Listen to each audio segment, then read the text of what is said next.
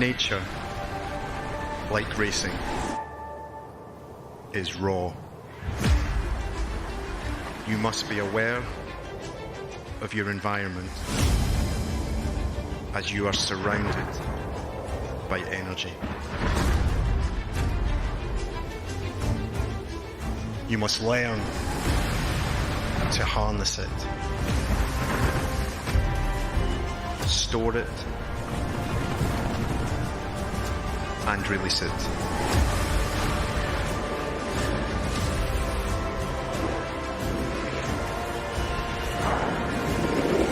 Then you can achieve anything.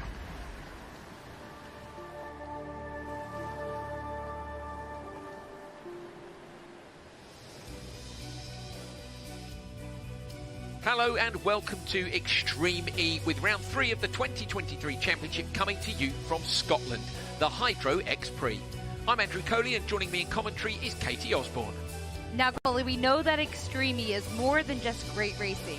It is a sport with a message about the environmental threats to the places it visits and some of the solutions that will help.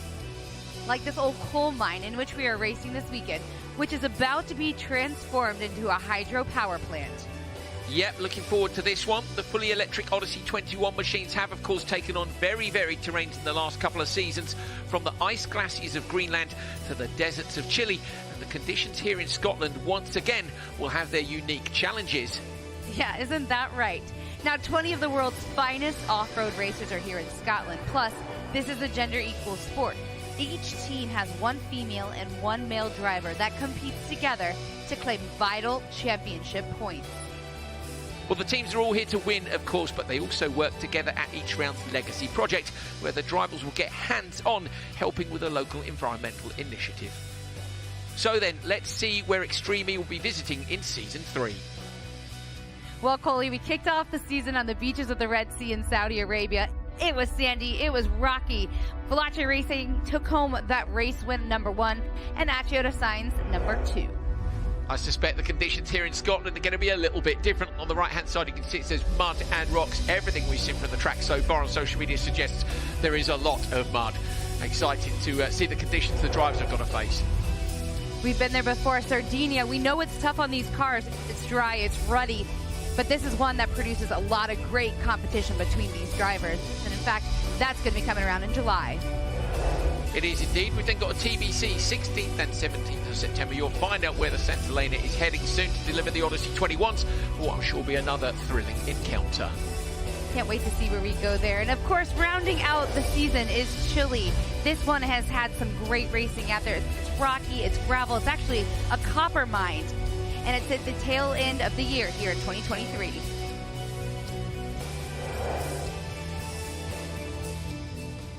Well, it's the actual day of racing. We are here. It is in Scotland. And though it's a little bit different than we saw in round 3, which is a whole lot of fog, we're now hearing it's maybe a little bit of drizzle out there. That track is really slick.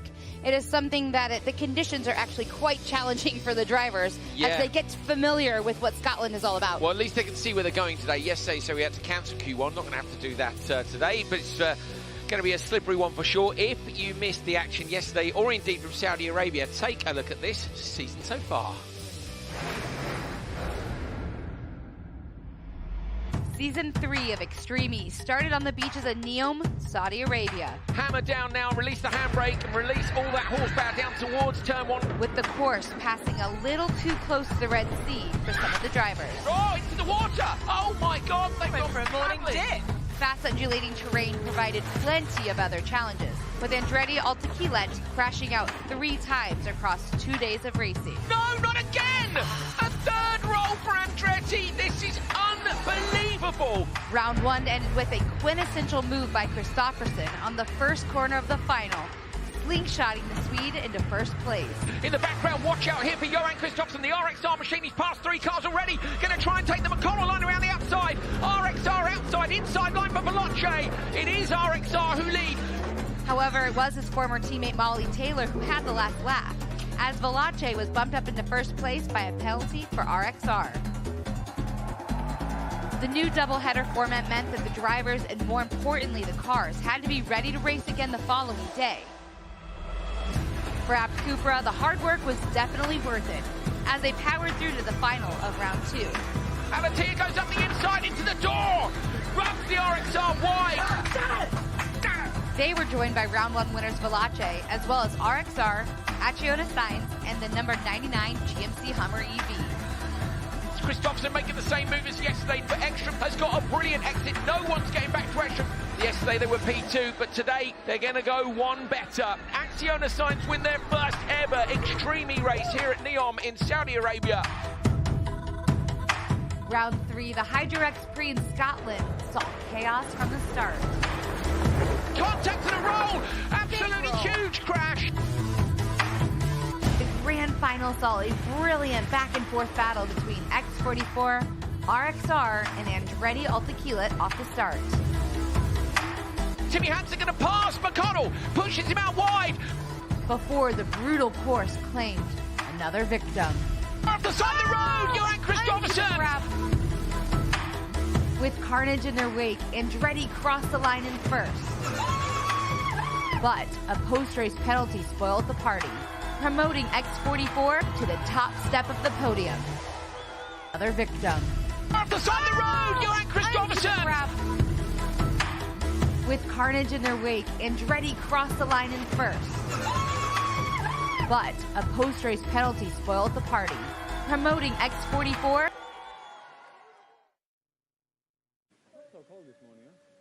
Good morning, welcome to the paddock for round 4 of the Hydro-X Prix. It's Sunday, Johan Kristoffersen joins me after a roll in yesterday's final. Firstly, how are you doing? And talk us through what happened. Yeah, all fine, no worries. But yeah, I think the problem was really that I couldn't really see anything. The visibility was very, very low. I got a lot of mud on the windscreen. Up towards waypoint 7, and then I tried to follow Timmy's tail light as much as I could, but then I lost contact with him a little bit, and then I couldn't see them, and then I ended up in the dust, and then yeah, I literally had absolutely no visibility at all. So then I hit the bank and yeah, rolled over the bank, and I knew more or less where it was, and doing the track walk I was literally thinking, I hope no one goes over this bank because there is a long hill going down. So I was happy that the car stopped and didn't continue to roll. So, but yeah, my first roll ever. So, which other better place than to do it in Extreme? Well, congratulations for that. And the car is good?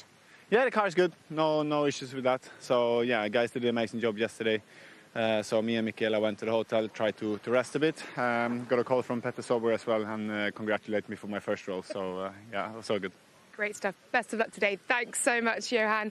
And another driver who had quite a spectacular role yesterday, Clara Anderson, the Abt car, desperate to get out for that redemption race. Clara, firstly, how are you this morning? And secondly, how is the car? Will we see you out there?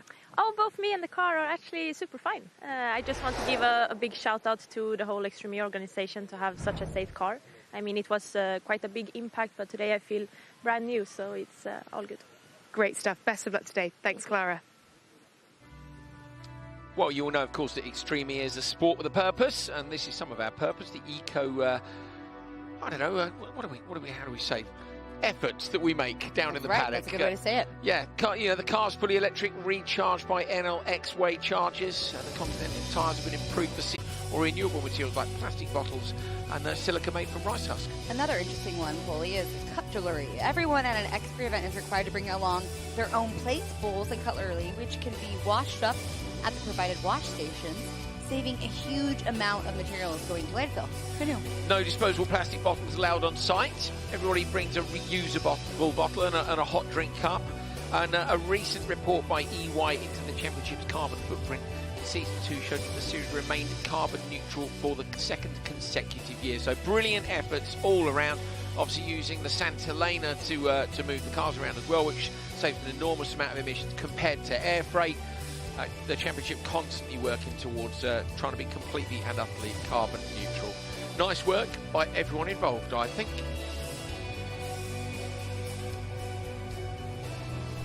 Round 4, qualifying 1, race 1. Down towards the first corner, Fraser McConnell got a fantastic start, but around the outside, RJ Anderson got the better of him on the exit. McConnell just up on 2 wheels in the X44 machine. Slippery conditions this morning. Bit of mud up on the screens, but it was more about the grip on the track. coming into the switch zone, X44 unfortunately had a problem in their driver change, and that would see them drop down from P2 to P4. So exiting the switch zone, it was Chip Ganassi Racing's Amanda Sorensen being chased by Michaela Arlen-Kotlinski for RXR. Those two cars out in front and no squabbling between them. Not so though with the battle for P3 and P4. Contact between Clara Anderson and Christina Gutierrez. Gutierrez nudging into the App Cooper from behind and then passing up the inside. That move was under investigation by the stewards. End of the race, Gutierrez crossed the line in third, but when they looked back, the contact had caused a puncture. So they were given a penalty. Apt Cupra put back up into P3. On to race 2 for Q1. Off the line, Matthias Ekström on the inside line managed to get the job done. Timmy Hansen tried to come around the outside but couldn't. Andreas Baccarat gets roosted by the dirt, can't see anything and drops back in the JVXE machine while his screen clears. Timmy Hansen had this spin just after waypoint 10. Broken drive shaft on the Andretti Autokilit machine would hamper their chances. Meanwhile, out front, Ekström with a clean screen and clear track in front of him was absolutely flying. Veloce down to flag, that will be a penalty. And then Tanner Faust made this pass on the way up the hill to compound the issues for them. Great move by Tanner Faust just ahead of the switch. So Faust handing over to Emma Gilmore. Out front, Ekström had handed over to Laia Sands. And Laia Sands did what she did yesterday. She was absolutely flying, checking out at the front of the pack and giving Acciona Sainz a great chance of making it through to the grand final. P2 for McLaren behind, a good result for them as well. Already exciting here at the Hydro X Prix. Here you can see the qualifying points classification. We have Acciona Sainz there up in first. Anderson and Sorensen with Chip Ganassi Racing and McLaren up to round out the top 3.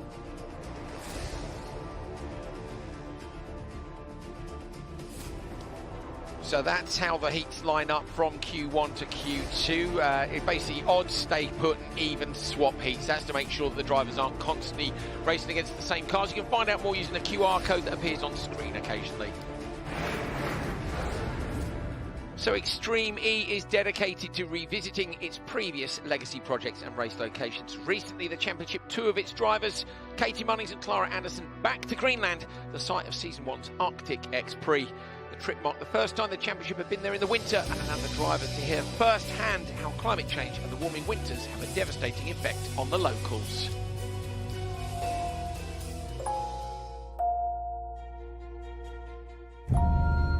Today we're having a tour from Sissimut to Kangerlussuaq. In the winter, it's all by snowmobile or dog sled, and it's really interesting to see the way that they transport themselves and equipment, because the changing climate is making a lot of problems for the locals, especially the people that are living in settlements. Welcome here in Sissimut, Greenland. It's great to have you back. And now we're out in the snow, because Extreme E has been here twice, but this is the first time in the winter. Winters in the Arctic are changing fast. It's here we see the climate change most, making the winter season shorter, changing fisheries because the water is getting warmer. We're only 57,000 people and spread out on this biggest island in the world. So we have many small settlements, and with climate change, some of them get more isolated because you cannot go on the sea ice as you used to. What I didn't realise is that there's actually no roads joining the big cities here. And so in the winter, the main form of transport is either snowmobile or dog sled. We went and saw some of those areas where I think it's a real challenge now for them to get from A to B. One of the first stops that we did was to arrive at a settlement that had been abandoned about 50 years ago. We could stand above and actually look at the settlement, but we couldn't reach it because the ice had melted and the ground was too soft for us to reach it. So that just highlights, you know, for the local people that are living this daily, it is becoming a real problem for them.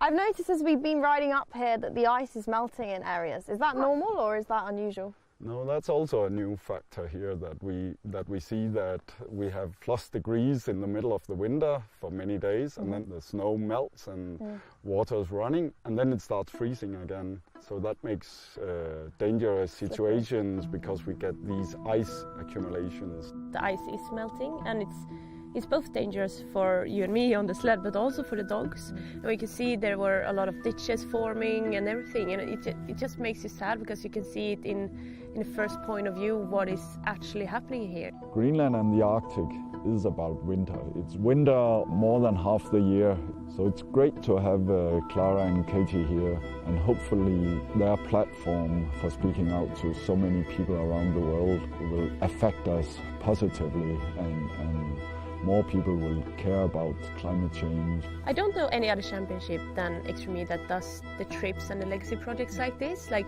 we're not only racing and wanting to win, but also learning so much about all these remote locations. And, you know, coming here 2 years later after you raced, I am learning so much. I've never been to Greenland or seen anything like this, and it's unlike anything that I've ever experienced before. The first race in our second qualifying session is approaching. The paddock is getting ready. I feel the nerves are just ramping up a touch. And I'm joined by Tanner Faust. I always like to just ramp up that tension, don't I? Yeah. We were discussing just before we came on air that the start has been the issue for McLaren. Just tell me what's going on there. I've only started in the second position, I guess, as it is, from the left to right. And it's, you know, as it's drying out here occasionally in Scotland, there's some rivers running through and a little bit of mud spots. So the ideal grid spot seems to be changing. You see some drivers choosing the outside lane, some choosing the inside lane.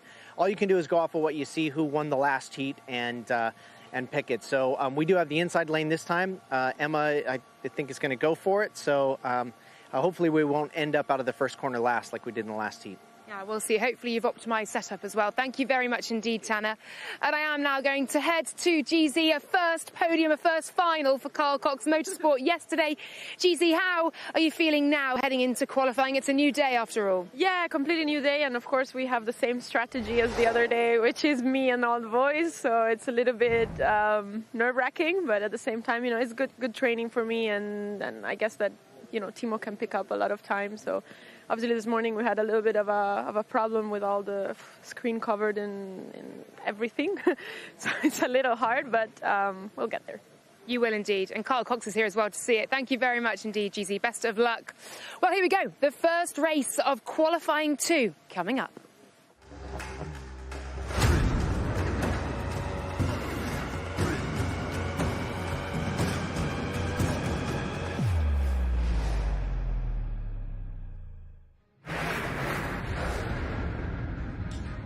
Attention all teams, this is race control. Stand by for the start of the Hydro X Prix. Qualifying round 2, heat 1 is about to begin. Energize your systems and prepare to race. Here we go then, Q2, absolutely crucial. Some teams have had a great Q1 and they'll know that they just need a steady run here. Some of them have had an absolute shocker and they've got to risk it all to get the result they need to make it to the grand final. The top 5 will be in the grand final, the bottom 5 in the redemption race. That's right, you're talking about these teams that need to risk it all, starting with McLaren there. And JS Backroad, they're ones who need to really push to get some of these championship points as these drivers are gearing up and getting ready to go. You see the starting grid in the order as they are in the command center. Starting in the car, in fact, for this, it's going to be McLaren, Emma Gilmore right there in 5th. Clara Anderson next to her, who's had a tough go at it this weekend. JBXE with Hedda Hosos in there. Timo Scheider in the Carl Cox machine, followed by Amanda Sorensen out there on the outside in the Chip Ganassi Racing machine. About to get things underway then. You can see the lights are white over on the right hand side. There's mud in the cars already. There's going to be a lot more mud on them as we head down in very slippery conditions towards the first corner. Oh, inside line, everybody is used to Noah hyperdrive off the line. Emma Gilmore moves out straight into the side of Clara Anderson. Bold move by the McLaren driver, nicely done, trying to get the whole shot around the outside. Oh, it's Sorensen trying to make it through the outside, can't quite get her in the water. Timo Scheider drops in and Gilmore's got the whole shot. Scheider maybe going to get two sideways here and lose a position if he's not careful. Sorensen alongside. Now Gilmore into the barrier on the inside line. Scheider goes in really hard behind Gilmore. Spin. Scheider's gone round, and that's Anderson. The App Cooper has gone into the drink as well. That is carnage at the start. Surely it's going to be a red flag. Oh, carnage for Clara Anderson. We know she's had an uphill battle. It is a red flag to restart and reset, re-rack, and re-understand really what just happened. Wow. Well, Well, there you go. Yeah, How about that? absolute carnage off the start again here in Scotland. That narrow section. I think conditions have changed, Katie, because it's so slippery down there. Watch Gilmore sideways. Look at Scheider. He gets sideways as he drops in. He's lost the position here, but he can't pull the car back online. Look, Gilmore spins. He goes in really hard, and then watch for Clara Anderson in the background. And they're not with each other, so I think maybe the slippery conditions have got worse, and maybe they've all followed Gilmore. Look at this. Anderson can't see anything, and then she ends up. That's the second time in the water for her this year. She was in the Red Sea at the last event. Yesterday she was upside down her head, and this is when you talk about the changing conditions. It's damp today. We're seeing this to be a darker shade of mud, if you will. And we know that it's starting to sprinkle. With this kind of mud, they lose traction. There's no grip. Look at Gilmore going in. She gets spun round. Watch Sorensen as she comes through. Does really well to avoid the McLaren. While Scheider buries the Carl Cox Motorsport machine into the wall. Look at Amanda Sorensen. Brilliant manoeuvring to get around there. Hedda Hozos out of the problems as well. And then Clara Anderson just appears, smashes through the bales, and he's in. Laura Winters got an interview for us. Let's find out.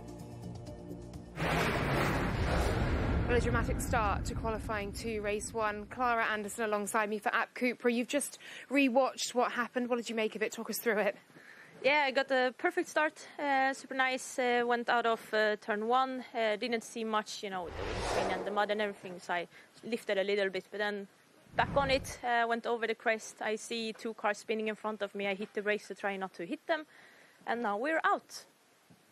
You are. Redemption race it is for you guys. I mean, we'll have to ascertain the damage to the car as well. What did you make of the car when you left it? No, the car is fine. That is what I'm annoyed about. We had all the chances for this, but yet again, things we can't affect.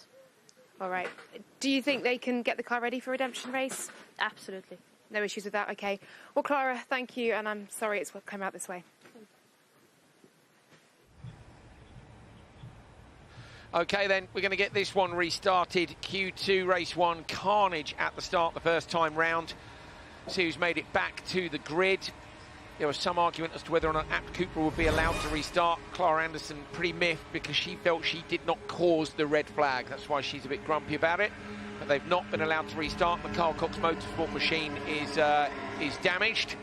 They'll be released from the line one at a time based on what the splits were the last time they crossed a split. So you can see Emma Gilmore from the McLaren goes off first, followed by Amanda Sorensen.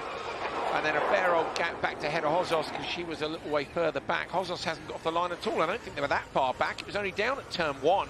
And remember, the JBXE team has been dealing with a drive shaft issue initially earlier in the day, and now they haven't started. And now this is a slow zone, so they've got them in a slow zone from waypoint 3 to waypoint 5, and I actually think they slid into there. At 5. So this Amanda's right on your tail. Okay, that's Emma Gilmore's radio, so that's from Neil McLaren at 5. She can release the pit lane limit to the dash will change colour.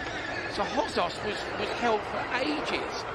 I wonder if they took the split after the incident. Maybe Hozos had stopped on track. Either way, they're not going to get back. But they will get a third, Katie. And actually, they needed a good result. 2 cars not starting. This will help them a little bit. That's right. Before, in the first round of qualifying, McLaren ended up getting 8 points, which was really crucial for the final round. Alongside that, the Chip Ganassi Racing took the win, so they got 10 points. They're not guaranteed to go on to the finals, but it's looking pretty safe in that regard. Now, on the other hand, JBXE, they've never met a final round this season yet. They need to get to the final, and if that means they can get some really crucial points here and then move into the Continental Traction Challenge option, it could be a good run for them in the finals. So we're hearing from the command centre that they had to do a power cycle on the JBXE machine, so it wasn't a sporting hold. They were supposed to leave the line earlier, but a problem with the car, and Hozos had to power cycle it here and then move into the Continental Traction Challenge option. It could be a good run for them in the finals. So we're hearing from the command centre that they had to do a power cycle on the JBXE machine, so it wasn't a sporting hold. They were supposed to leave the line earlier. So as we say, P3 would be good for them. You're on board there with Sorensen.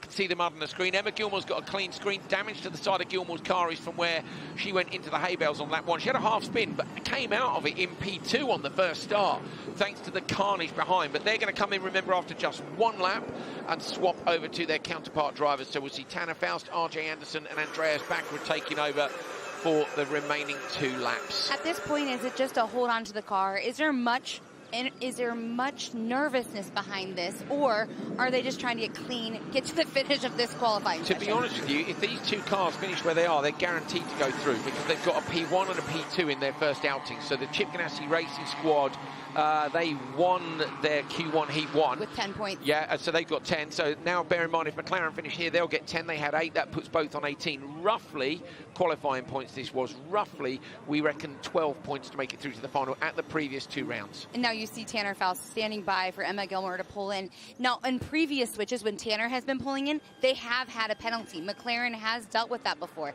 So being extremely safe right now, where there is no issue and no reason to have a penalty, is going to be really crucial. Door net off, Gilmore climbs out. JBXE coming down the hill with that 39-second gap thanks to having to power cycle at the start. Backwards going to get into that. Poor old Andreas Backward doesn't feel like he's had a major crack of the whip here, does it? They've just had a few issues. There's RJ Anderson, gives a thumbs up. Water over the front of the screen. Now, it doesn't look like it right now, but if you've been with us throughout the day, you will have seen that they need that water on that windscreen. It is so dirty. It is so dusty. It's so muddy. These guys are really dealing with a lot of visibility issues. And truthfully, what was the cause of some of the incidents before? So out comes the number 99 Hummer EV Chip Ganassi Racing, and the McLaren out just in front as well. Okay, so Tanner Faust leads. 3.5 seconds. It looks less than that at the moment. Save your hyperdrive, save your hyperdrive. There we go. So tactics, that's again Neil McLaren strategy. saying, yes, save your hyperdrive. That's because they're thinking of either the Continental Traction Challenge or having something to defend the move from. So they will get on the radio immediately if Anderson uses his, particularly.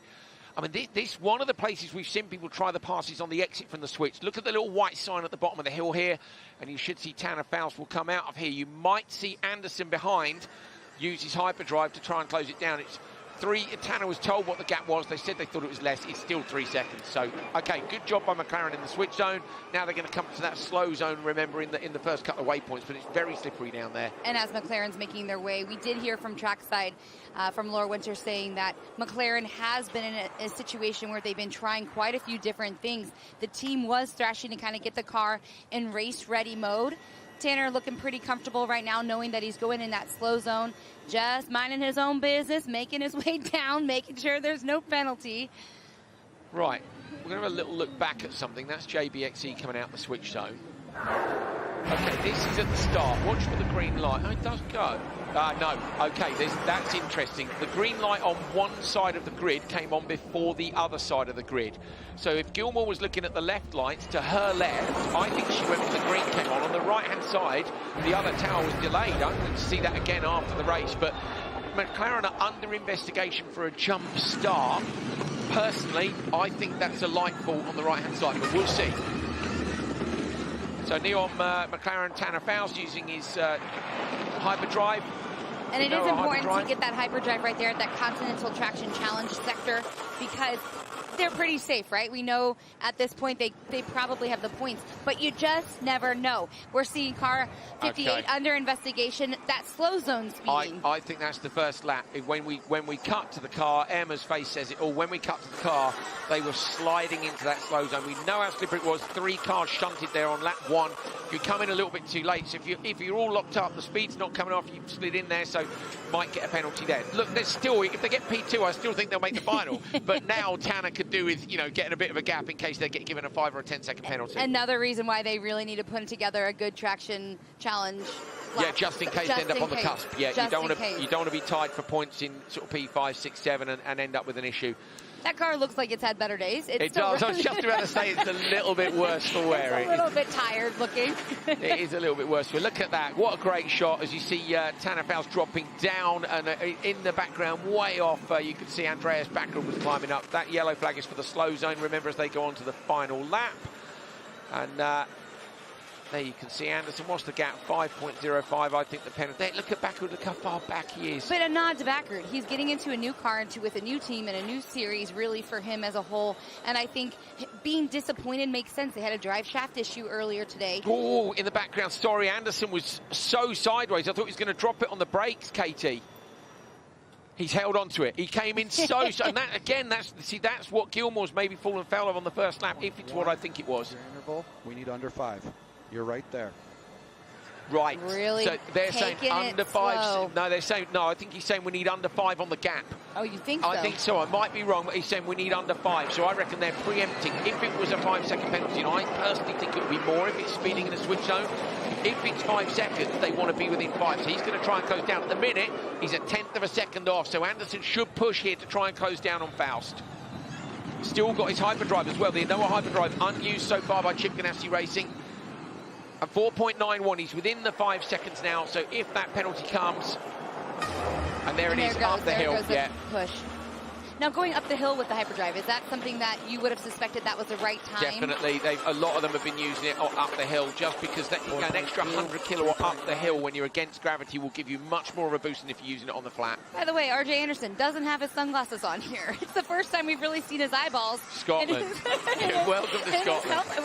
With that helmet on. There's a race circuit in Scotland called Knock Hill, and there's a radio aerial on top of it, and they say if you can see the aerial, it's going to rain. If you can't see it, it's raining already. Well, they need one of those at this track. We need to know if it's going to rain later on in the day. That's going to absolutely change some of those track conditions. So the gap's under 3 seconds, but I think the penalty is going to be way more if they give them a penalty for slow zone speeding. So to me now, R.J. Anderson can chill a little bit if he wants. Keep it under 5. You know, sure. No penalty is going to be less than 5, but yeah, he can hold on to this one. Now going back to the JBXE, is this one of those kind of conversations that we think that there's a potential for him to use that hyperdrive? And as we see McLaren coming down the big hill, of course, this was playing it safe. It was trying to make sure that just got the points to go on to the final. Of course, crossing the finish line, both McLaren and R.J. Anderson. You can see there in the Chip Ganassi machine. Tanner with a little smile. Well, only 3 cars ended up showing up for the rest of that heat. But, of course, 5 started. It was a DNF for Abt Cupra. Carl Cox Motorsport, a DNF as well. JBXE trying to make something of that vehicle in 3rd. McLaren finishing in 2nd with that 30-second penalty. And Chip Ganassi Racing taking home the win and those crucial 10 points. A sport built for purpose, each of Extreme E's race locations are chosen carefully based on the story they tell about climate change. Whether it's racing by Greenland's melting glaciers or Senegal's beaches, which are being affected by rising sea levels, the championship is hoping not only to show the issues facing these regions, but also the solutions. Here in Scotland, the race site's backdrop is particularly poignant as the drivers are racing in an old open coal mine, which is the process which is now being turned into a hydropower plant.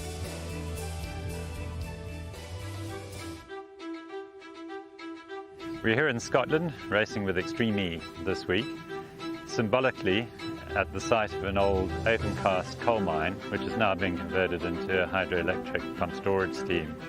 Scotland has an abundance of renewable energy sources that it uses to create carbon-free power. But the difficulty with renewables is that they're intermittent. The sun might not be shining for the solar panels, wind might not be blowing for the wind turbines, and it's difficult then to balance the needs. A key problem with renewables then is the issue of storage and how you go about storing huge amounts of energy.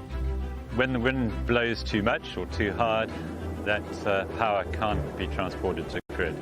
It makes sense then to store that energy if you can, and that's very difficult to do. Renewables have looked into all sorts of ways of doing this through batteries, and hydro is a key solution to that problem. Effectively, this entire site can be used as an energy storage system. The way the storage system works is that in periods of excess wind, where that excess energy can't be delivered to the grid, you can use that power to move the water from a lower lake to a higher lake. And then in periods of demand, when the wind might not be blowing, for instance, you can let that water down and it comes down a pipe and spins through a generator to make electricity. Once completed, the scheme will power 289,000 homes. Getting off the fossil fuel carbon treadmill is essential to combat climate change. Rolling out renewables at the pace that Scotland has sets an example to the rest of the world. The sector has grown more than 4 times since 2010. What's required is a change of mindset, political will, and the technology to get cracking with it.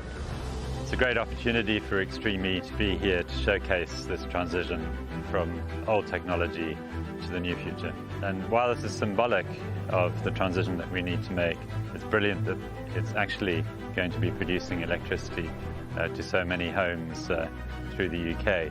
It's the sort of thing that we need to do more and more of, the opportunities that we need to take in the transition from the carbon economy into the new world.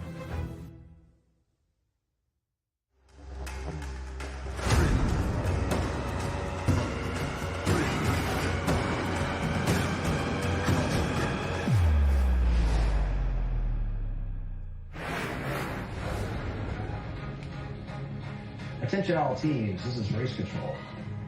Stand by for the start of the Hydro X Prix.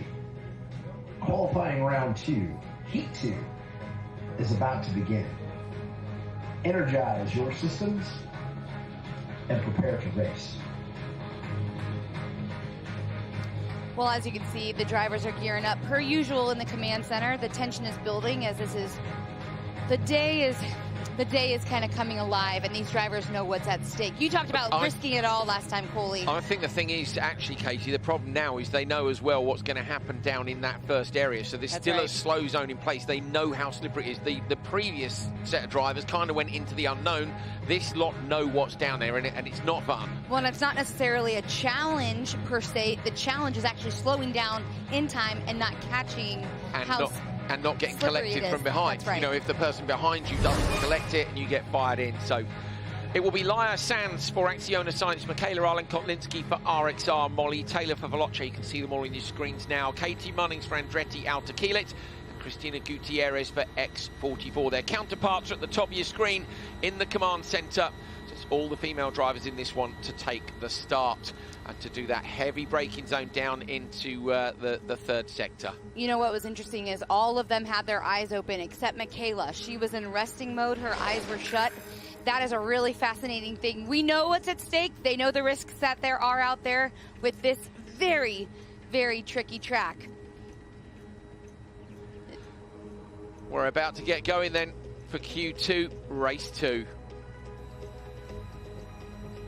There she goes. Her eyes are open now. She's getting ready, gearing up. The thing is the competition is so fierce, and they know what's at stake at the end of this first turn, and that is that waypoint between 3 and 5. This is qualifying 2, heat 2.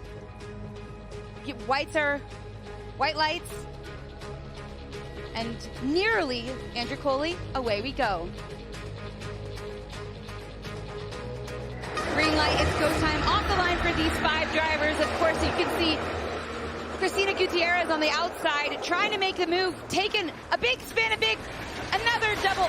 Oh, contact RXR into X44. Carnage on the inside line, Katie. I don't know what happened. It looked like contact between them and Acciona Science. Laia Sanz actually turned in there at the very beginning. Andretti Autokilit, this is a huge slowdown, of course, coming to that waypoint. Just as the energy was coming. If you look at Katie Munnings there, they're not allowed to overtake in the slow zone, but they've gone in side by side. So what do you do now? They're literally equal. Side by side, going into the speed zone here. Who takes the jump? Wow, that was Veloce. Molly Taylor up on Katie Munnings there, made the big move, and that goes into that Continental Traction Challenge. That was a jump for Molly Taylor.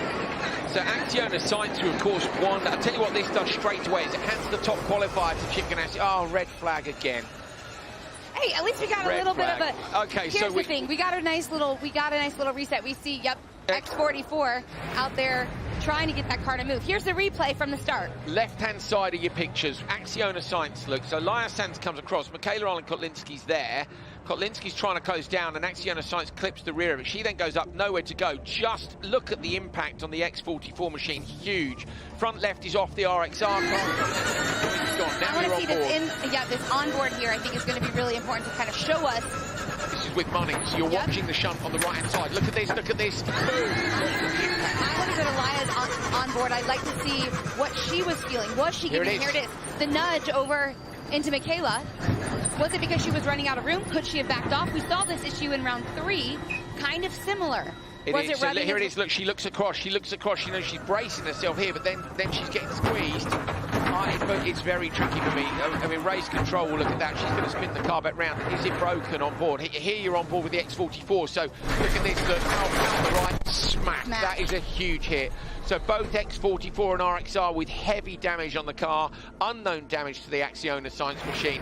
Carnage. Okay. Here we go again. We've had a couple of red flags this weekend, it's safe to say. Another incident that just unfolded for Q2 race 2. Oh, okay, we're going to head down to the command centre. They like to put the start like this. What was I going to do? What was I going to... No, nothing. There was nowhere for you to go. It's not like she didn't have any space. Ooh, okay, so Michaela Olenkotlinski is... Well, first of all, she's taken off her hands device, and it's actually a hybrid device. She's very unhappy, so she knows she's not going back out, and I think she's blaming Laya Sands. Take a look there. Yeah. She's saying she didn't have any room. Laya, what do you think from her perspective? Do you think she felt like she didn't have any room? No, I think Laya had room. I think Laya wanted to get to turn 1 first, but for me, the RXR was half a car in front, so maybe a little bit over-enthusiastic. Ah, okay. Here you see Laya pulling in. They've got the car to the grid, but the marshals are not going to let her start from the looks of things. Is she too late? They're giving her the crossed arms. That is, you're not starting. Why?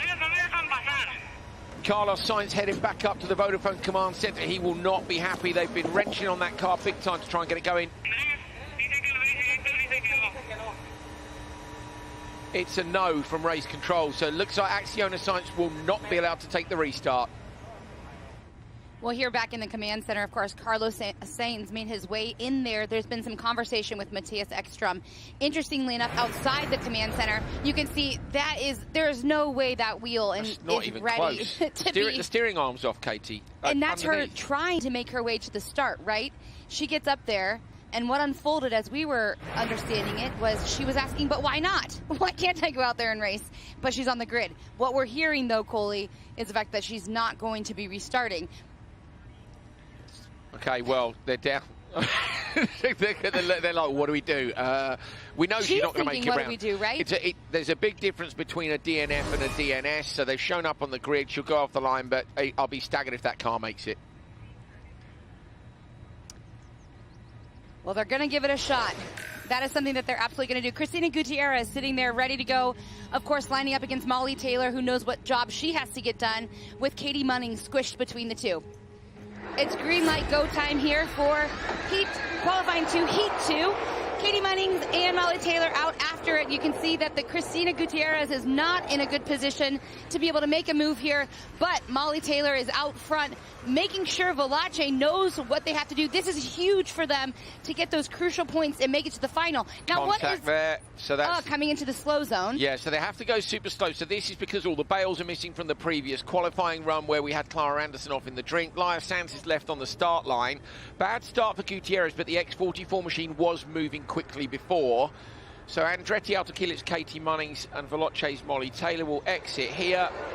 Molly going to come around the outside. Look, you can see the barriers destroyed in the background. So slippery in Scotland, a bit damp. She looks in her mirrors and Taylor leading from Katie Munnings. We knew that X44 was damaged from the first go-around, right? And so clearly a big smack from RXR.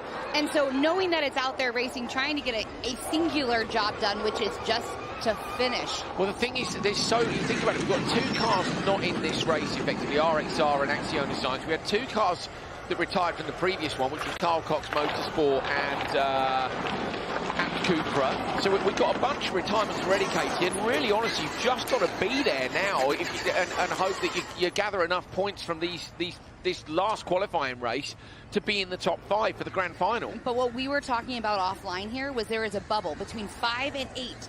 We have Apt Cupra, Veloce Racing, X44, and JBXC who need to get crucial points, who all finished the last qualifying to make it up to the final. We know half of them aren't in here. That's what I'm saying. There's only 6 cars in, so at the minute there's a crucial cut-off between 5th and 6th because there's only 6 cars running. Yeah, but it will come, 6th, it will come down to that track. If they're equal on points. If they're equal on points. And they might not be. So we'll try and bring you an update on the points of the race going off. If not, we'll have the points for you at the end.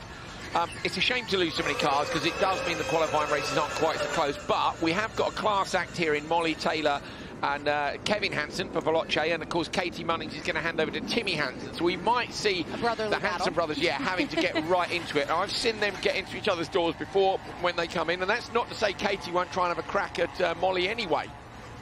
So down the hill, where are they going? They're going to the switch zone. So they're only the one lap after the restart. So straight into the switch zone already. Nothing between them. The gap is 1.6 seconds as they come into switch. Well in, the front well in, the back well in. Okay. So this is Katie on the brakes. So watch this. They come out of the first waypoint. They're heading down to waypoint 3 where the slow zone is. Katie will get on the brakes. She wants to brake as late as possible. Look, she's all locked up. Just a little nudge. She goes up the bank on the inside. I don't think there's anything untoward there, to be honest. And you go back, and at this point, this sounds, you know, it sounds like anybody could claim visibility. I mean, can you even see the flag? No, it's terrible. So Kevin Hansen gets in. Timmy will be in the other car. Bit of a brotherly race here. I wonder if they have any conversations outside of racing around the dinner table at the Hansen household. Always wondered about that. As they're getting ready to go, of course, this is a crucial moment to make sure everyone's set and feeling good in the car. So we're hearing that Acciona Science, because they turned up at the start, will get 4th, not 5th. So we said, didn't we, there's a big difference between a did not start and showing up on the grid and not finishing. It becomes a tricycle race instead of a So they turned up on the grid and they'll get that. There's Timmy Hansen. What's Timmy? They can't get the straps done up. So they can't get the door straps done up for Timmy Hansen. Where were they in Q1? Just looking back to see where they finished. Oh, they were 5th. They were P5 in their Q1 race. And that's why it goes back to lap back. Critical. They got lapped. Yeah, okay, so they do need this P2 finish. But also, to be honest, they're going to fall into the clutches of McConnell here. So McConnell is in the switch zone 20 seconds back, but we don't know if there's a problem with the X44 machine. The Andretti Autokila Odyssey 21 rolls out. Where's Fraser McConnell? Is he still in the switch zone? Remember, Andretti Autokila had an issue with the drive shaft that lost it on the front. That was how this kind of weekend started for them. I'm looking in the background. I couldn't see which of the cars. There's our virtual map. I'm trying to figure out who's who. X44 have got out before Andretti Autokila. So you look at the yellow flag on the left side of the screen. So Fraser McConnell got past Timmy Hansen where they're having trouble putting the door in. But it's whether or not that X44 machine is damaged or not. Here it is. So I mean, it's damaged. It is damaged. That's a damaged vehicle. But Katie Osborne, I agree. Your powers of observation are exceptional. It is damaged. But how badly damaged, we don't know. Right, the hit was enormous. It was enormous from RXR. It really was a tough go at it. Of course, you can see you can see Veloce racing with Kevin Hansen there getting after it. Again, trying to just cleanly get through this race. Andretti Autokila is back there in the ranks, catching up and hitting the slow zone here momentarily. But again, at Coley, as we were talking about, this day did not start out well with them. They lost that front wheel drive earlier today, and the car hasn't set right on the track since. And so not only is it, let's get 2 more laps in, they just have to finish this race. I'm looking underneath the front right corner here. You can see a few bits hanging off. I can assure you none of those are critical, otherwise it wouldn't be going round. The Veloce machine's out front. They've got a massive lead now. The gap, so on the first lap, McConnell's teammate Gutierrez came in some 20 seconds back from the leaders. At the minute, McConnell has a 13-second lead over Timmy Hansen. So it's pretty close between them. And it's going to be a case of who can get past. It's 14.3 seconds at the minute. Can Timmy close down that gap on Fraser? Is the car going slowly? And, Coley, to add, they're 2 points ahead. X44 is 2 points ahead. On board, so this is a spin for McConnell. Look, this is the same place that we saw. I reckon that's in 2-wheel drive, which is why they're struggling. It is in 2-wheel drive. Look, you can see the rear wheels are spinning, the front wheels aren't. So Fraser is in the exact same position that Timmy Hansen was in the last qualifying session, Katie. He'll struggle to get up here. Look how sideways the car will go up here. And you should see the Andretti Autokila of Timmy Hansen blast past him any minute with much better traction. But I don't think Timmy's going to be able to get anywhere near his brother Kevin. Kevin's 43 seconds up the road. Here it comes. Fraser McConnell can try to keep the door shut, but it's fairly wide up here. And Timmy will just look to one side or the other and try and get through. you know, after the smackdown that they got in the first session here, it's a surprise. Yep, this is a little bumping and rubbing, I think, right here between Timmy and Fraser McConnell. Timmy getting around Fraser McConnell with a good move, very clean move, if you will. Keeping that X44 car in one piece is, I think, a job well done for Fraser McConnell at this point. But I want to go back to the points and why this is actually quite important. Coming into this qualifying session, Andretti Altequila had 2 points. They need to be ahead of McConnell and Gutierrez in the X44 car, who came in with 4 points. Yeah, and of so course, if they finish as they are, they'll be equal on points. Then it could come down to that who's ahead at the minute, because I'll tell you right now, X44 are not going to improve their time in there. No, you just hope that it did. At some point in time, it was X44, so... Yeah, because of course Andretti had the problem in the previous run. So Andretti are at the bottom of the standings for the Continental Traction Challenge. So they, though, have a healthy car and might be able to have a crack at it, but Katie, of course, has already done her run. All pretty complicated, despite a lack of cars on track, thanks to some very interesting antics in the first corner. Look at Kevin. I love the looks on Kevin's face when he's in concentration mode. Yeah, actually, those are some great shots to really see the determination and or the locking of the jaw or the talking to themselves. These drivers really make it animated. They don't know that they do, I don't think. I don't think they're trying to, but they do make it animated for all of us viewers to enjoy what their determination face looks like. Well, you can see Timmy Hansen just used that hyperdrive. Again, is that to make sure that they get a great lap put down for the Continental Traction Challenge, or is it just in that section? Yeah, I don't think he's in that section of the track. Just to continue on. They just, yeah. They got a warning, funnily enough, in the previous session for not using their hyperdrive until they pointed out to the stewards the car was broken and they couldn't. So you do have to use it. You can't not use it, which is interesting, isn't it? I mean, in theory, you can just press the button and not press the throttle, and 4 seconds later it's gone. So it's pretty easy to do, but not when you're trying to nurse a car around that's only in two-wheel drive. Ruts are developing at the top of the run down the hill. Into the left-hander comes Veloce. Kevin Hansen going to take the equivalent of the checkered flag. And it's a win for them. So Kevin Hansen and Molly Taylor take the win in Q2 racing. Really nice on the radio, really nice. Okay, and then here comes the Andretti Altequila. So Timmy Hansen was 45 seconds back up the road. You can see McConnell's now using his hyperdrive. Good luck with that with only rear-wheel drive. That's a lot of wheel spin. You know what? Props that they're getting it to the finish line. There we go. Absolutely, absolutely. That's all they could ask for right now. I think that might be the strangest qualifying session we've had in the history of Extreme E, just for the way it's played out. Timmy Hansen looked through the left and then the right over the crest. Look at the big bump here that's developing, and look at the drop down. Andretti Altequila going to come across the line to take P2. Will that be enough to see them in the grand final? Well, that was an interesting qualifying session to help set the grid for both Redemption and Finals. You can see a DNF there for RXR. Another DNF, although they definitely tried for Acciana Saints. We then have X44, who limped that car around in third. Andretti Altequila in second.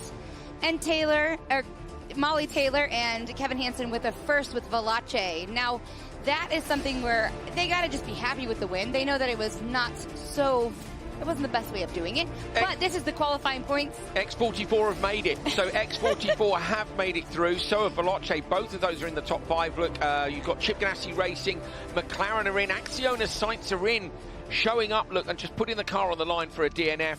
And look at the teams that haven't made it. RXR, Andretti Altequila. Wow.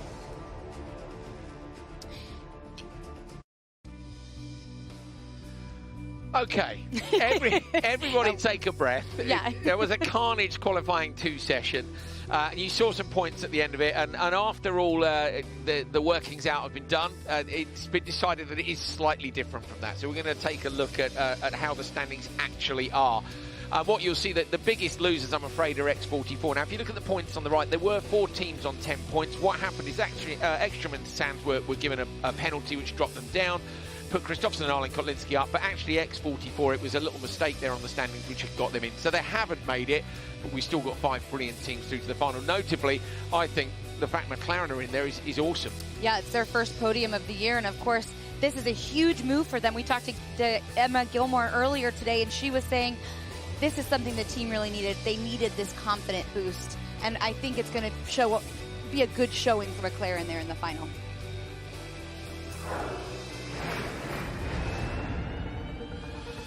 So looking back at qualifying, and yeah, what a day. I say it was It was Q1 was, we cancelled Q1 yesterday. Q1 was very sensible today, wasn't it, compared to Q2? This was that little bit of contact between This was sensible. Yeah. Nice choice. Compared to Q2. There was a bit of contact there between X44 and App Cooper. It was Gutierrez on Clara Anderson. That gave Anderson a puncture. They flipped those results back round because they felt the contact had caused the puncture.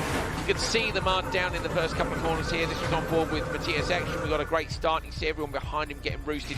And we already knew that section of the track was slippery, Katie, but my goodness, the problems for Hansen, it got more slippery, didn't it? Yeah, that's when they broke that drive shaft. They lost that the front steering, really. And, of course, it's been a big issue all day for them. But McLaren showing up, they knew that they needed to get the job done. We talk about they came in this weekend knowing that podium spot, the final, was a goal. Now we're taking a look when Maya Sands got into Michaela there. And again, Michaela saying she had room. It's why not? And then Michaela continued on, and X44 got the brunt of the beating. Yeah, that was an incredibly big impact, wasn't it? The X44 did actually manage to come out there. You can see at the restart, they got the car back out. A little bit wounded. It was Taylor versus Munnings, wasn't it, in Veloce, and Andretti out to keel it. Down through that slippery section, we had a slow zone through there. I'm assuming they'll have got that fixed in time for the finals, the redemption race and the grand final. Well, I think one thing that we're going to have to keep in mind is the changing weather. Scotland has proven that we get a little fog, we get a little drizzle. Of course, issues with the car. We knew X44 was really just trying to get to the finish line at this point in time. But the final and the redemption round is going to look very different, I have a feeling, than what we saw in qualifying, just based on the Scotland weather. Yeah, I think it could be tricky. You can see X44 in this race. We're going to have a little closer look at the team.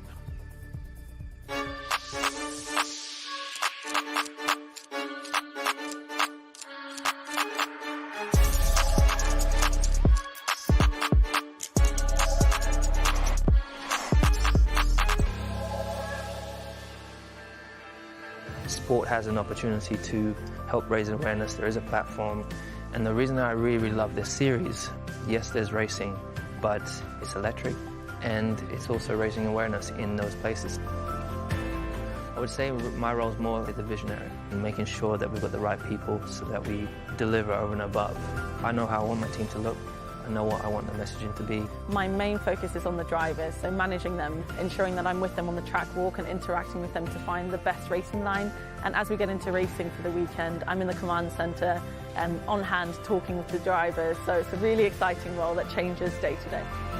This season, as X44, we're really bringing Lewis's values more into the team this year. It's about creating opportunities for people that may not otherwise have an opportunity to enter into motorsport. And that's something that came out strongly from the Hamilton Commission. We've changed to run the car with Carlin, and Carlin have brought a really great, diverse team.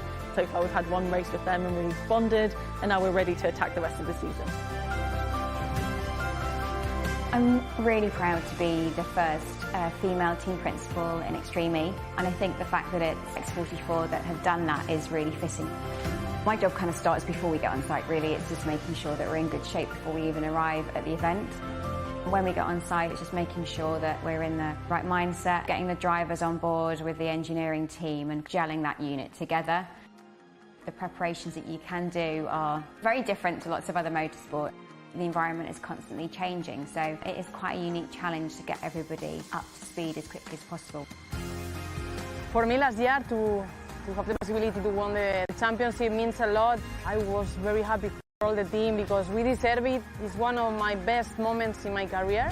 I love racing with this team because we give opportunities to people who normally we don't have it, and this is a good way to create a future. Having Prix in the team is a really nice experience because it's like my little brother. I learn a lot from him, and I hope he learns from me. And this is good because I think we can join much more as a team. Getting the call to be a part of X44, still get goosebumps when I think about it. First real professional drive, and to be racing for a man as goated status as Lewis, it couldn't be better. The team is all about presenting opportunity, and I've used this opportunity and grabbed it with both hands and trying to produce some results for him. Fraser McConnell there. What a gem of a Jamaican. Gem of a Jamaican. What a gem of a guy. He's a legend, isn't he? Really good. But his car, too, of course, is X44 here. Not so gem looking. Not so gem. It's not glistening in the sun. Hopefully they'll have got that fixed up. They're in the redemption race, which of course is coming up along with the grand final. There's been a lot of repair work to do. I suspect the Santa Helena is going to be needed to load up with a lot more spare parts before it heads off to Sardinia, so the teams can get repaired. They're going to need to fly out there about a week early to repair these cars. We haven't even seen the last two races, and it's raining, we're hearing, at the track. Which does make a big, big difference for these drivers, for the track. And at that point, it's so slick that it's going to be a little bit of a mudslide, I think, too. That's an element we haven't seen yet, but we might get a chance to go look forward to. I think it's going to be very, very slippery indeed. We've got plenty of action still to come from Scotland to say who is going to win round 4.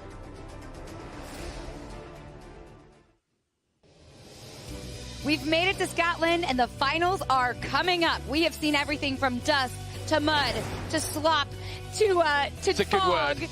It is really a joy to be in Scotland for the Hydro X Prix, and as we can say, it's extreme conditions for these drivers. I'm Katie Osborne. Alongside me is Andrew Coley. Laura Winter is on the grounds there in Scotland, really making a difference with those drivers, getting the stories and the scoop. Here is your lineup for the grand final. You've got Veloce Racing, Acciona Science, Neil McLaren, R.04, and Chip Ganassi Racing have made it through to the final. The other 5 teams in the redemption race.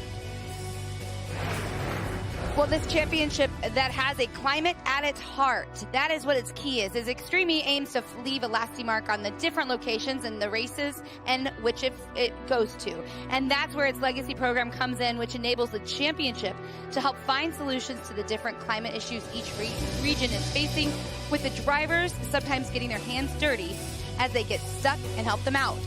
Here in Scotland, they have been doing a whole lot with the Atlantic salmon. So today we're here at the riverbank of the River Neath in Scotland, and the legacy program here is all about protecting the wild Atlantic salmon, and we're doing that by electrofishing to give us a better idea of the kind of cultures that are here at the minute, and also planting trees, because where the riverbed's eroded, behind me you can see when it floods it's really easy to break down the barriers of the riverbed. So the whole program about planting trees is that the roots will create some solidity in the bank, and also the leaves, when they're fully grown, will reach over and help to cool the temperature of the water by providing shade. What we're doing here, we need to establish baseline statistics. So we use the mechanism of electrofishing. We're temporarily stunning the fish, we're able to capture them, we're able to measure the population, and I can influence the habitat. It means that more fish thrive in here. So what we know about climate change is that it is a global issue.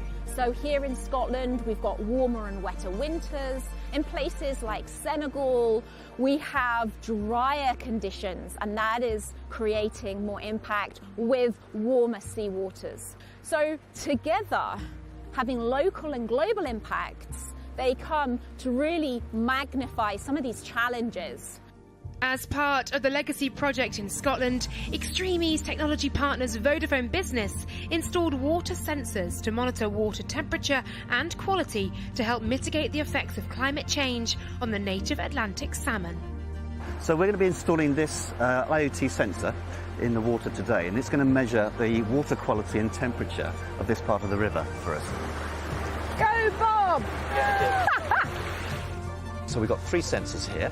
First of all, HydroSense. Secondly, we've got air temperature sensors that will sit on the riverbank. And thirdly, we've got sensors that will sit in the water and give us temperature feed throughout the year. So that we've got a comparison of ambient, in the water, and potentially also in shaded areas. I think the technology component is massive. That's how we're finding all the innovations to be able to monitor the effects of climate change, and then also how we're going to live differently in the future. The unique thing about this championship is you do the legacy projects, and the whole goal of leaving a place in a better way than you found it helps ensure that motorsport can continue in the future. It's important that Extreme E shows the way in this and proves through concepts like this that a lot can be accomplished in a good way.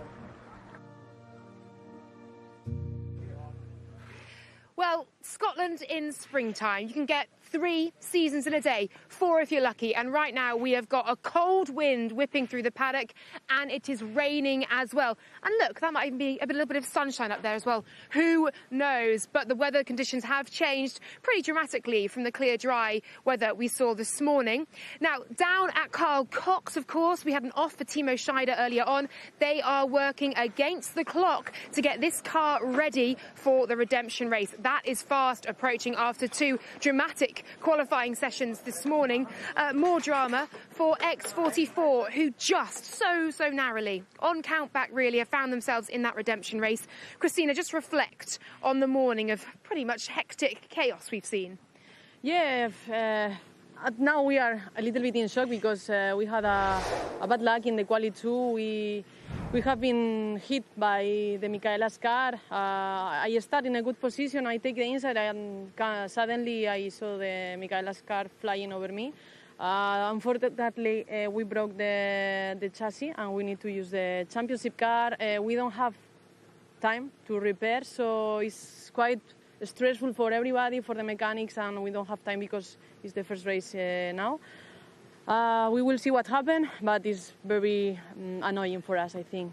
Yeah, absolutely. And Fraz, you're going to have to adapt your driving to a whole new car and setup, aren't you? And like Christina said, not much time at all. No time. The guys are over there, doing what they can. They're going to get it done. The championship car is something I've driven before, thankfully. So I'm going to try to dig up the memory files to see, how different it is to this one. But, it's bitter-sweet. Not sweet, actually. Most of those bitter. Bad luck to, end off our weekend. But we're going to make the best of a bad situation and try to get the first place in redemption. I'm sure you will. It is getting muddier out there as well as the rain comes down.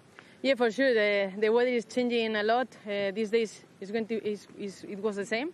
Now it's going to be totally different, so we will see what happens. All right, thanks very much. Good luck, guys. Thank you. Bit misty, and I think you could see there from hoods up on Fraser McConnell and this amazing driver, Christina Gutierrez, last year's champion, of course, alongside Sebastian Loeb. The hoods up, it's raining, conditions are tricky. On the right-hand side, a few of her stats. I mean, she's just a weapon, isn't she? She absolutely is, and she's showing proof of it again yesterday, being on the podium in round 3. She and Fraser McConnell have been great teammates together. He said they've enjoyed some dinners together at these locations, just getting to know each other, and that is important. We saw the camaraderie and the chemistry between these two teammates, and that's why we're seeing success out of X44. Christina Gutierrez is a big part of this team, and one that is going to be making a splash the rest of the season.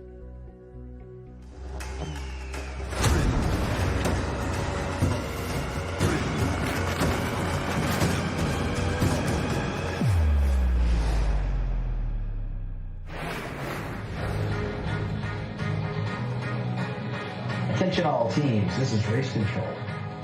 Stand by for the start of the Hydro X Prix. The redemption race is about to begin. Energize your systems. Prepare to race. Good to go then for the redemption race. Some big teams in here again. I mean, look, Podium finishes yesterday. Carl Cox Motorsport and Andretti Altaquilit. They were right up there, weren't they? We see 4 cars on that lineup. We see that Carl Cox is not in there. And X44 in the championship was car. Supposed to be We're easy assuming. in there. Yeah. We're assuming that championship car is for X44. We need to see it closer. We haven't seen it yet. I reckon. Yes, they've just put the bodywork on the front. That's the championship car. The roof is a different colour. Well, that's a bit of a shake-up. It is. Last-minute business. All right, at this point in time, we have those 4 cars. You see the lights are white. Timmy Hansen looking on. Face of determination, of course.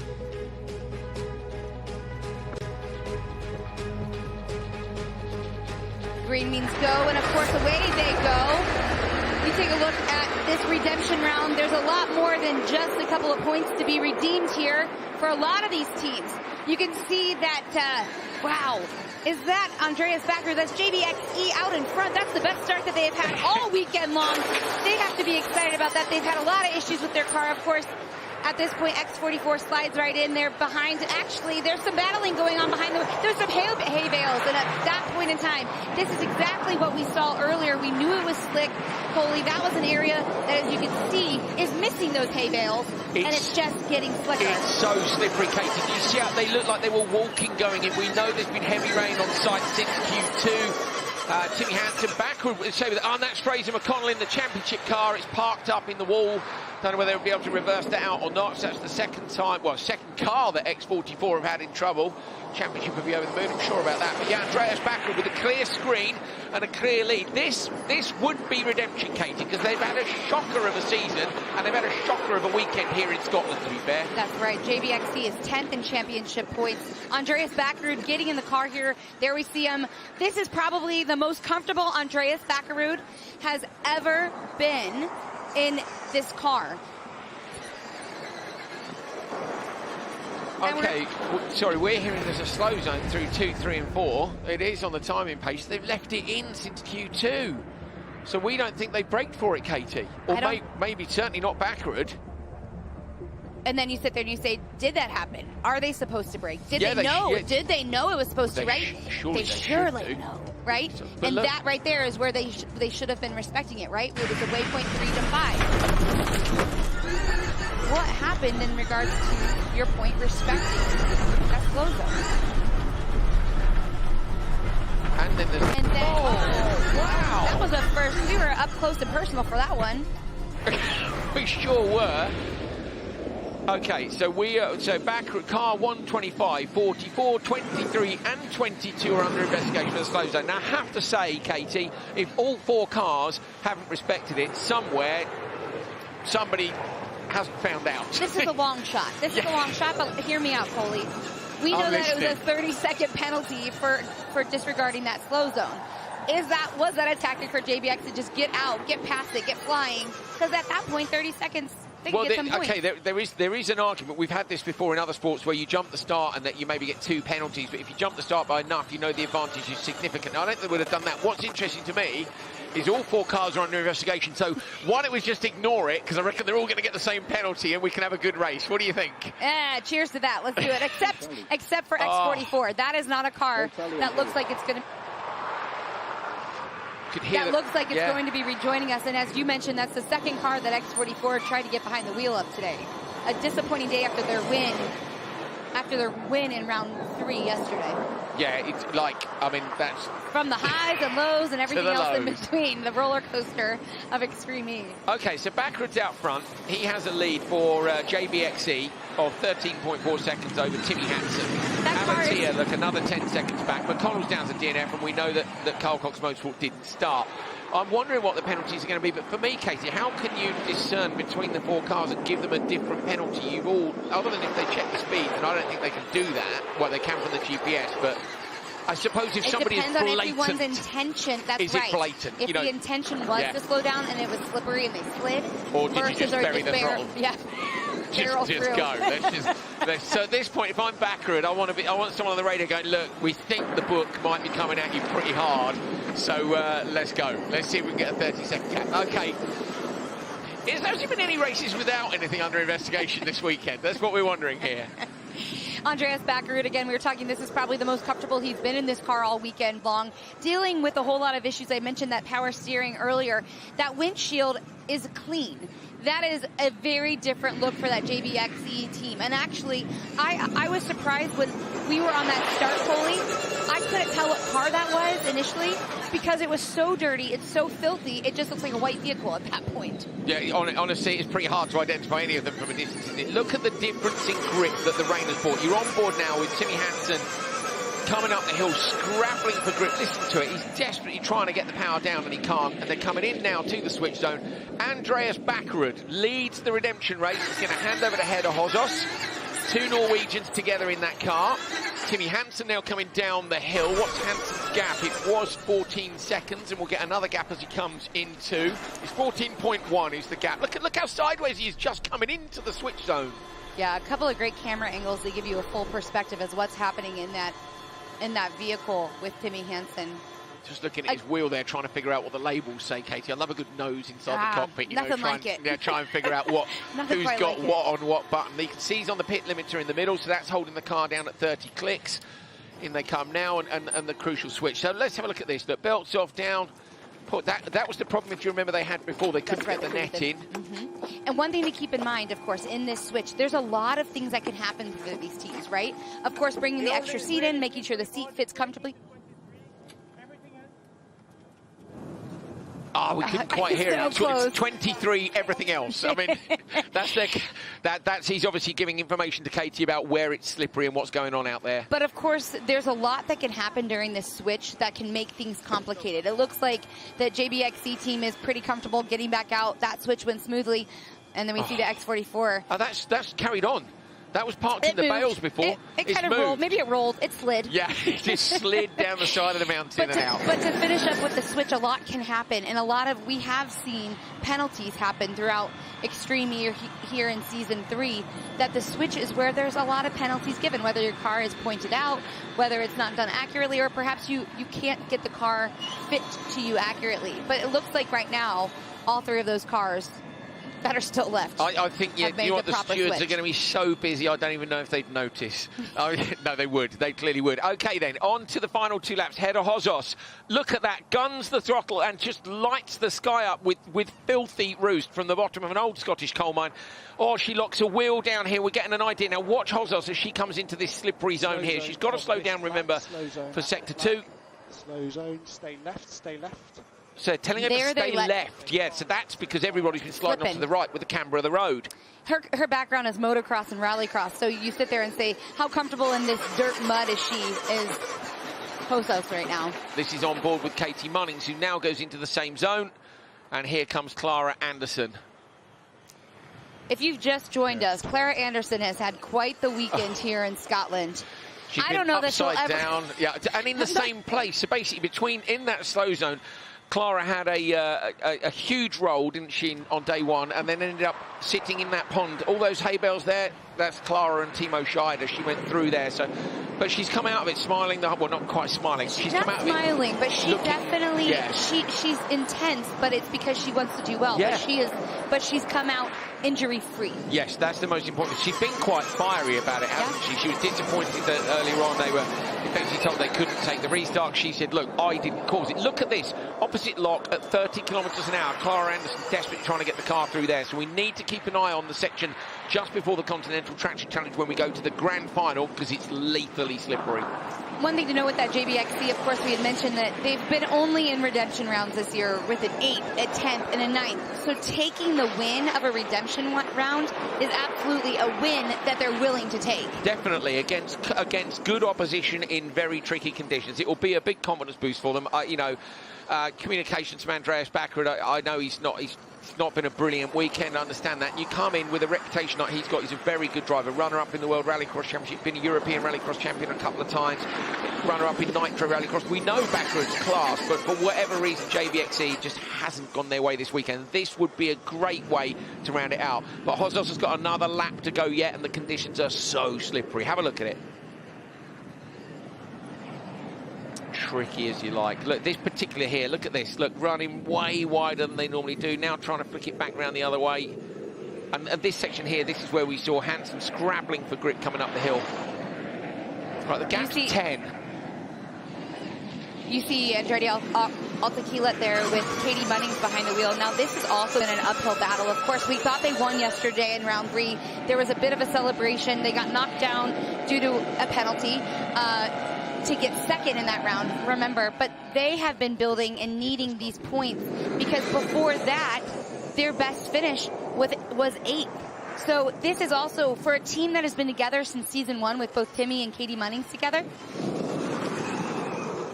Go on. No, I was going to say, this is really important to get these points. So I'm watching the split times. It was over 10 seconds with just a couple of sectors to go towards. Slow 2, 3, 4 and 5. Okay, so they're just getting the reminder through. We're aware of that. But what's interesting is Katie has taken nearly 2.5 seconds off Hozos in about 4 or 5 waypoints. So when they get out the other side of these waypoints, expect Katie Munnings to continue to chase down JBXE. Every championship point counts, we know that. Look at this. It's walking pace and sideways. You can understand why McConnell ended up in the wall. And there is the well, I was going to say I it's do the think he X44 slid car. down there. Yeah. I think he made some moves, but not by his choice. What a mess. So on board with Katie Munnings now. There, she releases the car. So what was it? 7.5 is the gap to Hozos. And they still have the hydro drive. Hyperdrive, So yes. I think that's one of those things, too, where if Katie Munnings is seeing in her sights the JBXE car, there's a chance that she might be holding off, wanting to make sure that with any opportunity she can get. Yeah, there you're hearing. Getting radio through, they're saying early on the throttle, push is what they're saying. So it's 6.7 the gap now. Inoa Hyperdrive still remains for our top two drivers. Anderson has just used hers, so both these drivers have an Inoa Hyperdrive. Oh, well, uses the rear clamshell. Bye. Bye. Oh. Bit of weight off the car there. Yeah, 7.2 the gap. Hozos is responding, but look at the mud here. Anything can happen here. It's so slippery. Half a lap to go. It's slippery, it's muddy, it's sticky. It is something that those wheels, to try and find any kind of traction, any kind of grip for these drivers right now, all they're doing is just holding on to the wheel to make sure they can get it to the finish line. Manager pace. We're going to hyperdrive out of 19. Hyperdrive so we're hearing hyperdrive out of gate 19. And I think that's going to be Katie Munnings. So wait, so no, Hozos gone. Maybe it's Hozos on the radio that we can hear then. Where's Munnings uses hers as well. So try and look at that as the extra power comes in. Munnings is fighting with the wheel. The gap's 5.8 seconds. Katie Munnings trying to get back to Hozos. Just a couple of corners to go. She pops up over that crest in the background. The Norwegian driver, teammate to Andreas Backer, making his competition debut this weekend. He's out front. Here comes Munnings on the brakes late now. How late can she dare to go? The gap's still 5.4. It's all four wheels locked up. It's not going to be enough. Hozos crests over the right-hander. She's going to come down the hill now. Flick the JBXE machine across the line. It's a win in the redemption race, and it is a bit of redemption after a very tough start to the season. JBXE take the redemption race for Baccarat and Hozos.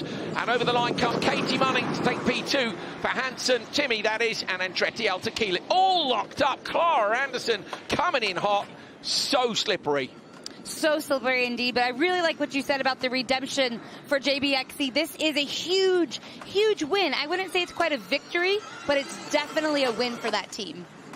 Down towards the finish line for the App Cupra. Crossing the line, it's P3 for Nasser Al-Attiyah and Clara Anderson in the redemption race. And a big sigh of relief.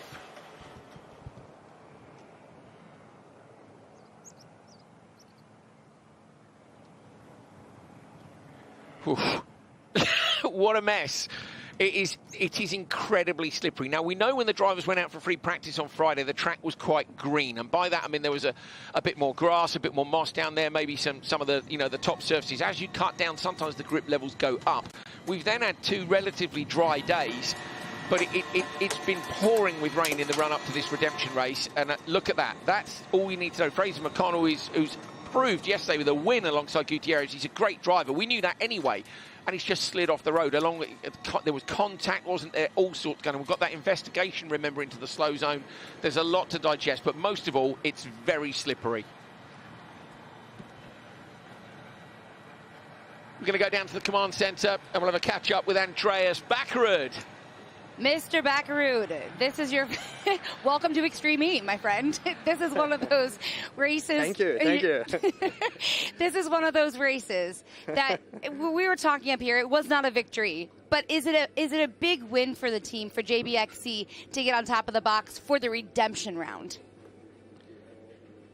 I mean, what a debut. It's been tough, it's been hard, it's been extreme. The weather, everything. But we felt good all weekend. We just haven't get to show anybody the speed we can carry in the JBXE car. I mean, Hedda, she has done a faultless job all weekend, and the team as well.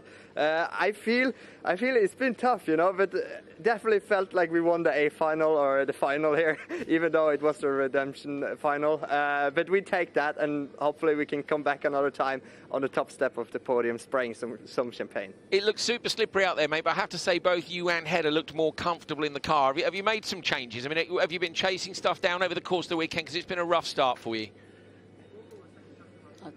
Yeah, I called Peter Solberg. It was diffs, it was dampers, it was the whole car. We put the wheels on the roof and then we turned it upside down and then we started racing again. And that worked much better. Andreas Backrud, thank you so much, mate. Congratulations. No, to be honest, thank you. Cheers, mate. Yeah, well, great stuff. So lovely to hear from Andreas. He's such a smiley character. If you're not familiar with him, if you haven't followed Rallycross and you're an Extreme E fan, Rallycross is his background. We know him so well, Kate. He's a lovely guy. And it would have been hard for him this weekend. I'm just pleased to see him looking like the Andreas Backrud we know. He's actually a father-to-be as well. Yes. You had posted on social media, so congratulations. Next time we see you around, Andreas, you might be a new dad there. But he had mentioned spraying champagne. They were just spraying mud at this point in time, but realistically, it's a win for them. And they're definitely taking some of this and learning from here to continue on for their season as both he and Hedda get to know each other a little bit better and the JBXE racing team car. As well, that would have made a few more seconds there because you were like... Really? So that's Katie Munning's catch up with her family. Mum and dad and sister are there. Bit of chat about conditions out there and a bit of consolation for Katie. Tough weekend for them. Right, here's a look at grid play for the grand final. Well, umbrellas are up and we are in a very windy spot in the paddock here. This is grid play, the chance for you guys at home to influence how the grid slots look for our grand final. This is the public vote. Acciona Sainz topped those standings with Veloce just behind App Cupra and Chip Ganassi and X44 in the top 5. Those who did not make the final will now have the chance to donate their share of the public vote to our finalists. So, first up, X44 Vida Carbon, please. And it goes to Neon McLaren. Always enjoy seeing not too many votes to donate there, were there, from JPX? You can see. I wonder if at the tail end of the weekend they then give each other high fives, but there are a few teams that all of the teams avoid. Yeah, it's certainly. Well, Timmy Hansen's helped his brother out there, Kevin Hansen. You can see. Kind. Very applause kind. from Tanner. That you can head around the paddock now, sliding people 10 quid, going, look, mate, I'll buy you a drink tonight. Any chance to have the remaining of your votes? Like, yeah. A bit of manoeuvring. So Laura Winter down there hosting that, and this is where they slot into their grid position. So this is left to right from the back of the grid looking forward. So Acciona Sainz have chosen the pole, then it's Veloce, look, then Neon McLaren, and they do exactly what we normally expect them to do. RXR have gone to the outside slot, and I wouldn't bet against them from there because that could, both them and Chip Ganassi Racing be looking for the cutback. Going to be exciting, going to be slippery, coming up. Okay. Cars rolling back to the paddock, super slippery even on that return road. And Laura Winter is with Michaela Arlen-Kotlinski. Get the thoughts of RXR ahead of the grand final. Well, as the rain continues to come down and there is a rush to get cars ready, Rosberg X Racing are ready to go. Michaela alongside me after the incident in your second race this morning. Talk me through what happened. Well, for me, I got a good start, a good launch, and then hit from the side from Laia. First one, I think, was okay, but then I was more ahead, going straight for the for turn 1, and then I just got a hit from behind, and then over the wall, and then two-wheeling, and then I hit Christina. So I'm just happy that Christina is all right because it was a pretty hard hit, and then we couldn't continue, but we're in the final. The boys have worked and the girls have worked really hard to get the cars together, so we're happy for that. I'd imagine there may be a bit of fire in the belly ahead of this final. I mean, always excited to be in the final, and they always want to give our best. And especially now, boys have been working hard and girls to get the cars ready, so we're going to give it all, as always. As always, thank you very much indeed, Michaela. Good luck to you. Rosberg X Racing, of course, with a role in the final yesterday, placing them P5, means they do have work to do if they do want to get on the podium, returning to winning ways. Laia just trying to repair the tent here as well as the car. Laia, talk me through what happened this morning. Obviously, a penalty for you guys in that one. Yeah, I think it was more like a race incident. I was fighting for my position, also Michaela. And I think also the bump played a big influence. It was a pity. I feel bad for them. They couldn't continue, and especially for Christina, that at the end was not. He was involved and was not in the fight for the position. But anyway, I think we get penalized for that, and luckily we are in the finals, so we will fight. Now we need to restart our minds and start from zero, and everything can happen now. Great stuff. Thank you very much, Laia. Best of luck for the final. Well, after a dramatic morning here in Scotland, I think we're due for another dramatic afternoon as the wind swirls and the rain falls. It's time for the Hydro X Prix Round 4 Grand Final.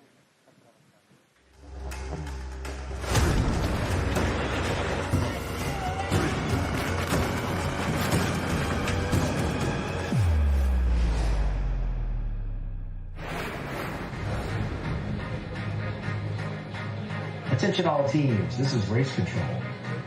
Stand by for the start of the Hydro X Prix. The grand final is about to begin. Energize your systems and prepare to race. Helmets are on, and we are about to go for round 4 of Extreme E 2023, the grand final from Scotland for the Hydro X Prix. We saw carnage in the redemption race. It is super slippery out there. Who is going to get the job done here? Dumfries and Galloway, and win the second of the 2 double-header races this weekend.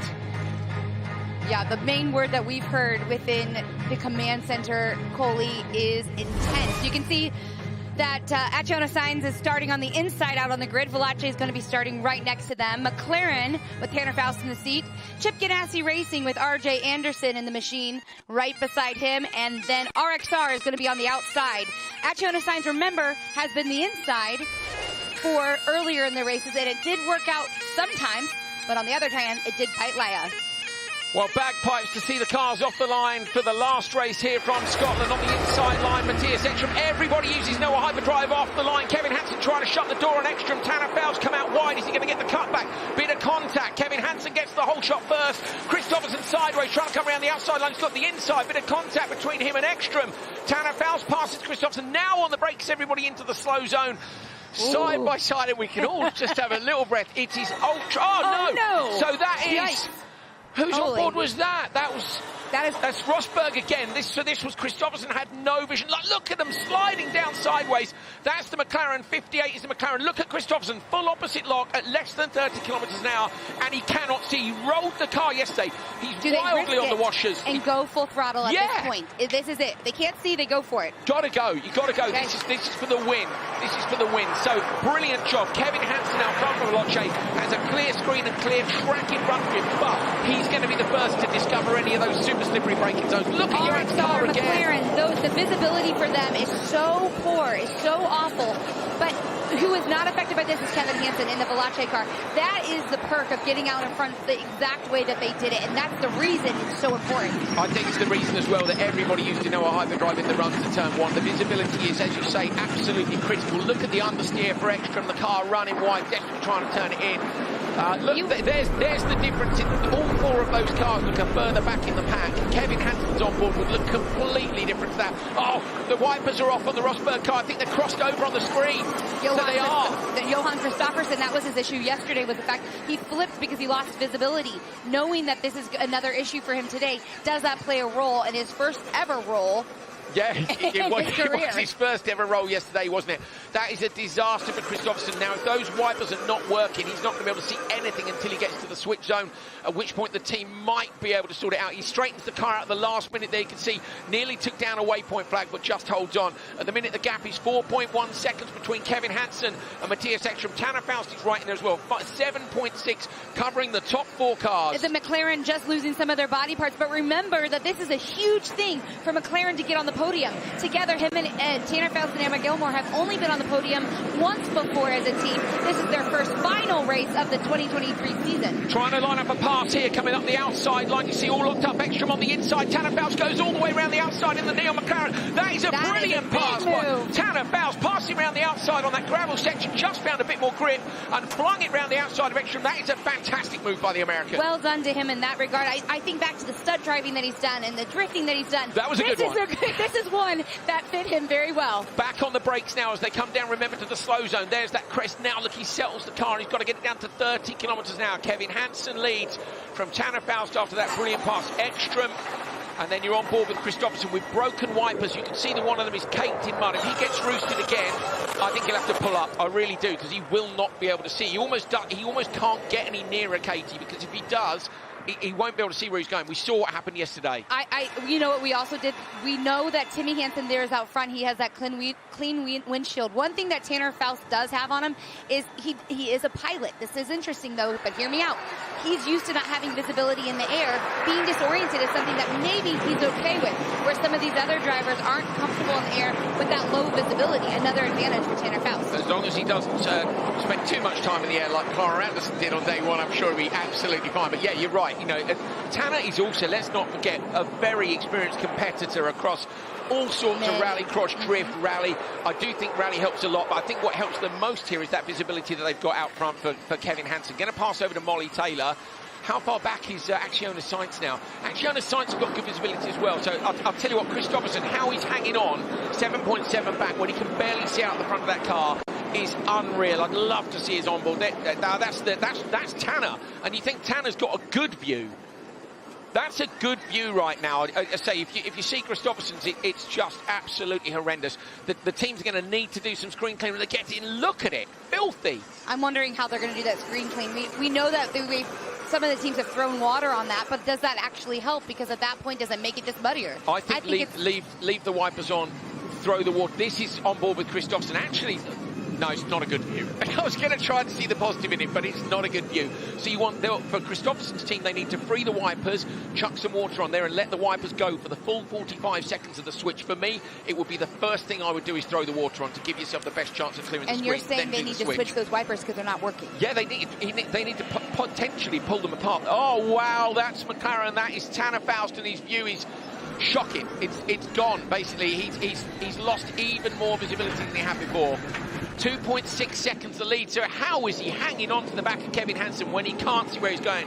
Tanner Faust at his absolute best with a brilliant pass on an amazing drive. He passed Ekstrom. Look, coming down now, they're going to go into the switch zone. Again, this is an important part to remember, that there are some incidents that can happen in the switch zone. McLaren's been at fault already once this weekend, making sure that Tanner Faust gets into the switch zone for Emma Gilmore seamlessly this time around. And of course, remember, for the Acciona Sainz car, this has been a thrash to make sure it's ready to go.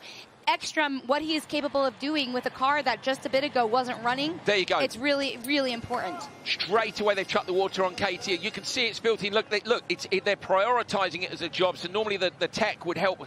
It's not doing much of a job, is it? You need and a it's squeegee. one little thing at a time.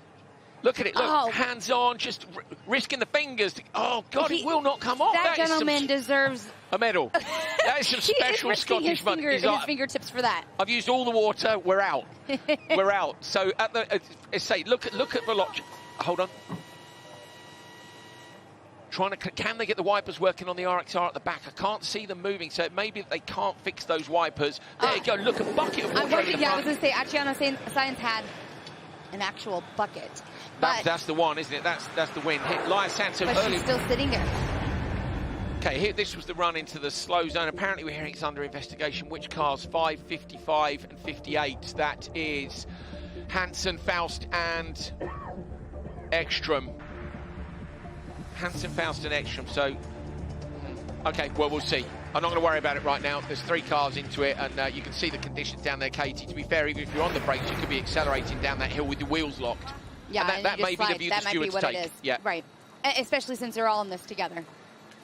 As a reset here, we have Kevin Hansen here, and first with the Veloce car. Of course, Tanner Faust right behind him. Matthias Ekstrom is showing up here, and I think, again, Coley, one thing to keep in mind is the Acciona Sainz car just a bit ago wasn't working. It wasn't able to run. They got the team thrashed and dashed to get that thing together, and now it's competing with McLaren. Oh, McLaren sliding wide. Gilmore just sliding a little bit deep in that right-hander. Should be early on the brakes. Straight away again. You're on board with Laya Sands. Look at the screen. She can't see anything. She can't see. Look at Sands gritting her teeth. Bottom left of your screen. That's the view on board for the drivers, except, is that top left, is this for Veloce? No, 55. Okay. I think we've got mix-ups here no, sorry, they're left and right, yeah. So the second picture in from top left is Molly Taylor's view. She's got a decent view. Emma Gilmore's actually got a decent view as well. Laia Sands is seriously compromised. Look, she's ducking her head down, trying to look underneath. That is a compromised view, you're saying, and of course that's not what a driver should be focusing on, is where to put their head while they're driving the car to see out their windshield. Terrible, terrible conditions for the final here. The RXR windshield wipers are still not working, so that's another thing. They only could clean off all that they could for Michaela. They're battling side by side, Laia Sands and Michaela, and yet at the same time, both of them cannot see the seat. So she tried to make the pass, got on the inside line, and she can just see the lights. This is where Kristoffersen rolled yesterday, and they've gone round. Was that contact between them? So Laia Sands has gone round now. They crash head on into each other. They can't see where they're going. They're both looking, trying to get the car in. Arlen Kotlinski reverses round. Laia Sands wanted to whip the car around and can't. They contact again between them. Absolute nightmare. And Michaela got around her. That was a bit of a carousel to get around her. Was the contact what got the pass, though, Katie? Wait. Oh. And that is not turned in or broken. Sands or gets maybe back both. through. Or maybe both. At this point in time, this is an incident where it might be broken. They maybe can't see, and they're perhaps sliding. And those three issues combined. And Sorensen's come through. So Sorensen's come through. I didn't even see where Sorensen has come back through. And okay, they're miles out the back now. There's all sorts of problems going out the back. This is back at the front. Got the instant slow zone speeding. That's all under investigation. We're hearing no further action for the slow zone. That's good stuff. So this is a race, at least for the finish, but it's a two-car race, isn't it now? It is absolutely a two-car race, but we know that NOA Hyperdrive has not been used for a few of the teams left, and some of them have clear visibility. I mean, obviously, Veloce, look at that car. It looks like it's gone for a walk in the park out there in Scotland. Meanwhile, the McLaren looks like it's been in all the dirty back roads. It's incredible the difference of what being out front can be for these cars. 25, so down the hill, nice good pace down the hill. Okay, so Tanner Faust coaching Emma Gilmore round, and not only is he coaching, though, with the visibility she's got, Katie, if you're looking at the TV pictures, trouble is he's got a slightly delay there, so he can't guide her completely, but he can keep her honest on his. Don't forget, he's done the first 2 laps as well. He can just keep reminding her, like a co-driver in rallying, calm it down, push a bit harder. He's trying to get her back up to the back of Molly Taylor. They're right there. This is still on. Taylor has still got her in NOA Hyperdrive. Gilmore hasn't. She grits her teeth, pulls her crash helmet back into position, and they could just take a little reset through these slow zones. Behind, don't worry about behind. Just chase her down. Take the inside lane on the turn so you're not getting hit by her mud so much. Great insight by Tanner. And of course, you mentioned the fact that this is kind of like a co-driver in rally. Both Emma and Tanner have that rally experience, so much so that they can do that coaching. They know what to be telling the other driver to say, hey, look, chill, calm down. This is what it is. Yeah, Emma's been rallying an R5 car, and Rally 2 as they're known now, out in New Zealand. She's a hell of a rally driver. She had a 4-wheel driver Suzuki, which was more to New Zealand rally regs in previous seasons, but she certainly knows how to wheel on the handbrake. Love what Tanner said, keep it inside so you don't get roosted. I'm blown away at how, you mentioned it earlier, how close McLaren really is for the circumstances. This is a completely clean car compared to McLaren, and they're up and running only a few seconds behind. Yeah, they are indeed. Disaster, isn't it, for Acciona Sainz and RXR with the spin and the contact. You've got to try and make a pass, but there's just so little visibility. Oh, the Veloce is going slowly. And we've got a yellow flag zone. We've got another yellow. We've got another yellow flag zone. So who's parked? It must. Why is it a slow zone? Where's the car parked? We didn't see. As far as we can see from timing, everybody's continuing round. That may be that's where the. Oh no, it's on the right hand side, was it? Okay, it doesn't matter. They're out of it. There it is. It's the RXR is parked. They've retired at the side of the track, so they put a slow zone in, and that's why. So back to the front of Veloce. Yeah, you can see Molly Taylor doing all she can to keep that car in one piece. Doing a great job, in fact, keeping it clean. McLaren just a little bit further behind now with 5 seconds. They were 3 seconds just a bit ago before that slow zone. Fighting for grip. I think Taylor's going to be just far enough in front. Gilmore is still 5 seconds back. Here's something to take into consideration as Veloce is coming in for the finish line. You think about this from a huge win from a points standpoint. They were in second coming into this points behind Acciona Sainz, and this is an incredible win, if you will, also victory versus McLaren, who of course was trying to make some big moves up the championship points after yesterday. And I will this is going to be a big win celebration, if you will, for McLaren. As McLaren is coming down, you can see that this this is where the final, this is what would be the checkered flag. Veloce with their extremely clean car in comparison to any of the others. As we were talking about, this is one of those finish line finishes that I just think that everyone's going to take one big, deep breath. That Veloce is the big winner here with Kevin Hansen and Molly Taylor with the McLaren coming in second.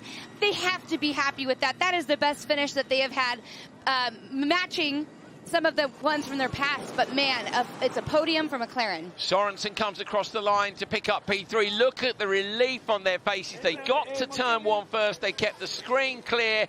Top step of the podium for Kevin Hansen and Molly Taylor. I'm so impressed, though, with the cars that so desperately tried to follow Katie. We think Acciona Sainz have stopped out on track as well. But those are some of the worst conditions I think we've ever seen. Look at that, Acciona Sainz, that's off down in the slow zone again. The rescue guys can't even get up over the bales. She's okay. Laya Sainz is okay. Yeah, I'm sure she's okay physically, but man, this today was a tough day for Laya Sainz. This is just a tough day.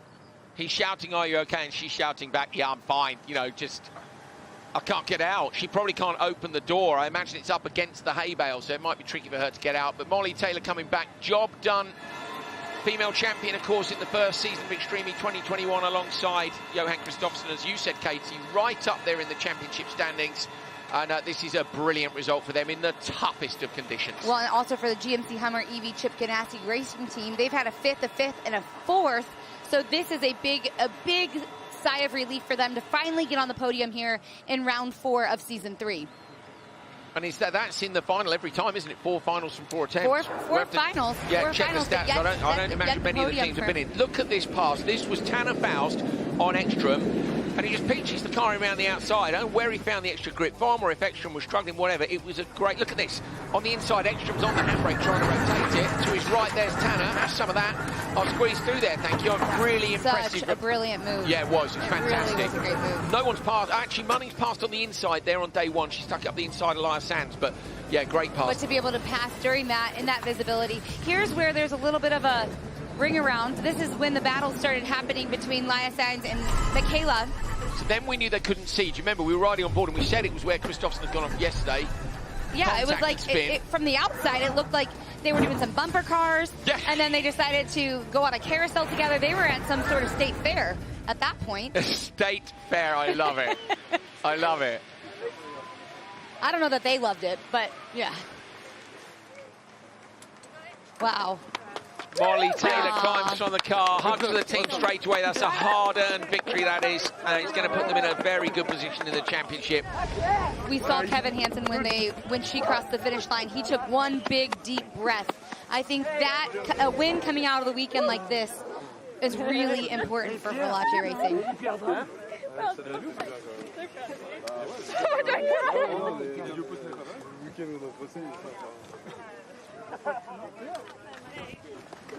Emma Gilmore, worried about banging her head. She's so pleased, and rightly so. Oh, they fall over, crashed after the finish line. Gilmore hits the deck. Yeah, just relief. Relief. I can understand how that would be. I'm relieved. What about you, Katie? I'm relieved we got through that race. But for McLaren, it's been a 6th, a 7th, and an 8th this season. Over, crashed after the finish line. Gilmore hits the deck.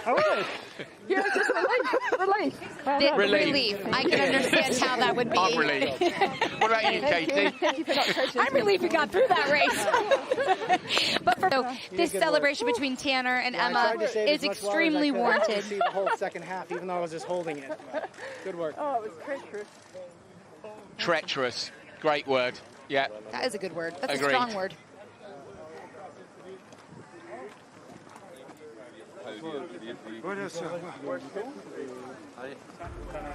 Fantastic stuff from round 4 of Extreme E 2023. P5 plus 2 laps. R.04 retired after contact, of course, with Acciona Sainz. They also stopped. Mud everywhere. Anderson and Sorensen for Chip Ganassi Racing and the Hummer EV get P3. P2 for Tanner Faust and Emma Gilmore with Neon McLaren Extreme E. But it's a win for Veloce Racing's Kevin Hansen and Molly Taylor.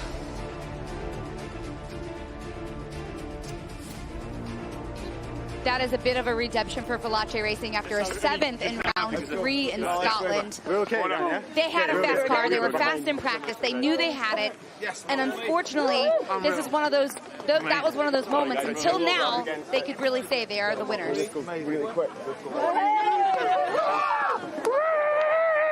Elation, isn't it? It's worth it, man.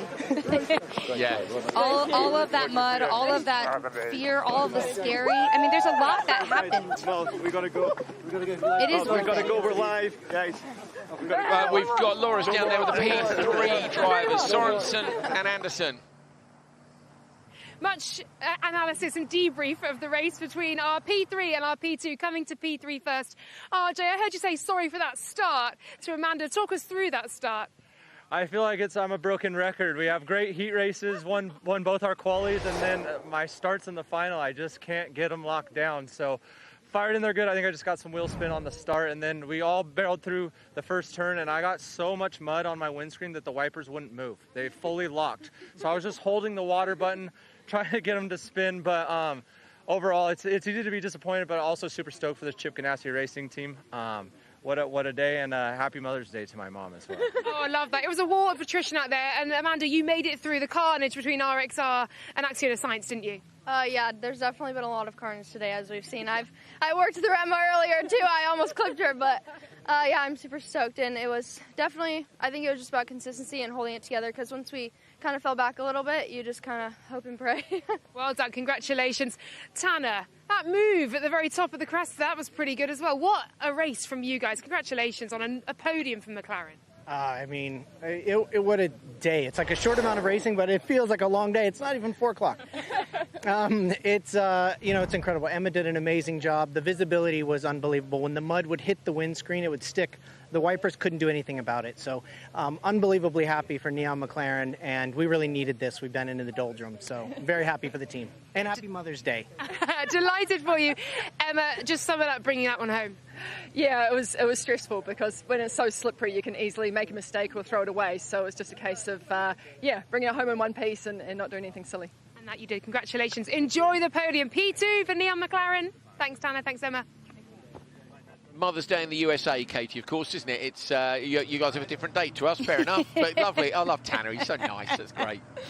Yeah, it was nice to have that shout out. The grand final winners here today is Veloce Racing, a big win for them after redeeming themselves as their 7th place finish in round 3 in Scotland. Molly Taylor and Kevin Hansen. I'm breathing deep. Yeah, for mate, these guys I too. heard the sigh. I feel you. I feel you. We were talking offline and saying, hey, look, it's extreme. It's what it is. Yeah. And truthfully, you break it down, the elements, the vibe, the energy, the sliding, the fears, it's all extreme. Yeah, that was a wild, wild ride, and I think there were, as well as the joy of a win, there's the relief that you didn't get it wrong. So amazing stuff.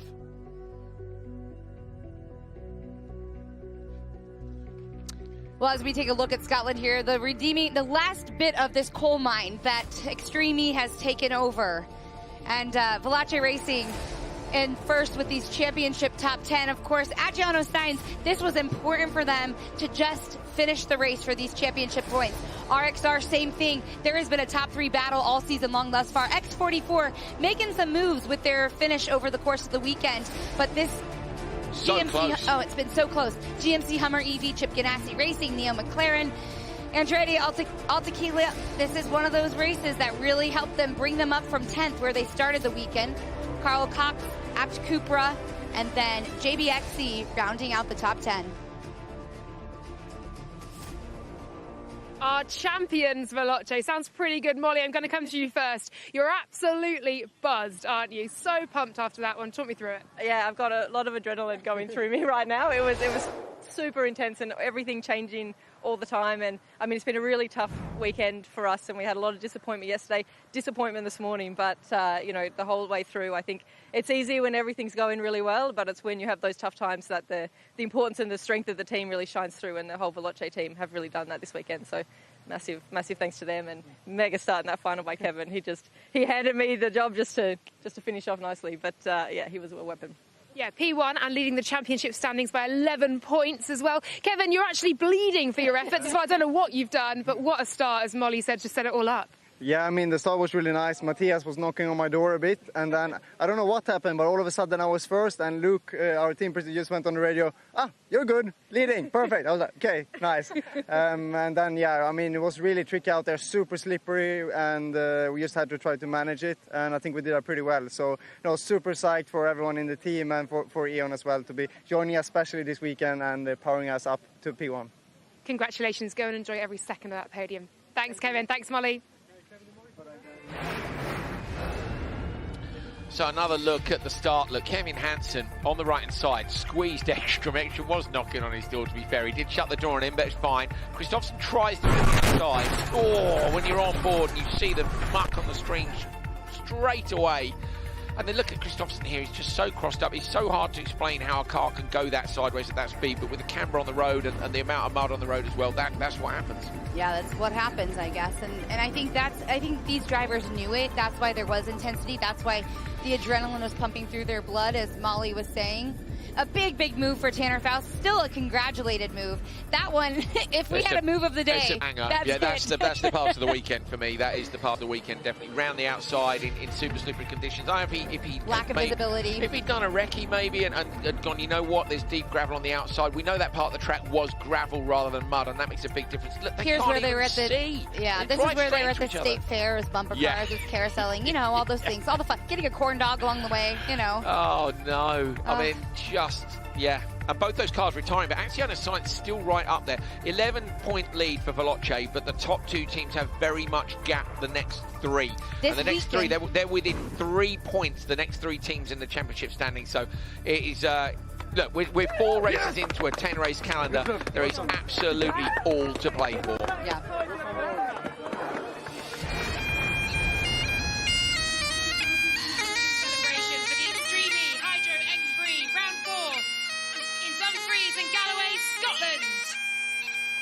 Let's begin the celebrations by welcoming our podium finishers to the stage. In third place, number 99 GMC Hummer EV, Chip Ganassi Racing.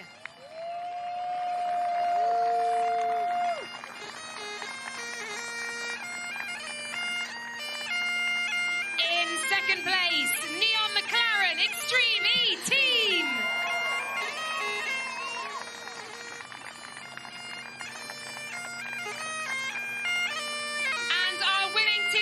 Team representative, Veloce Racing!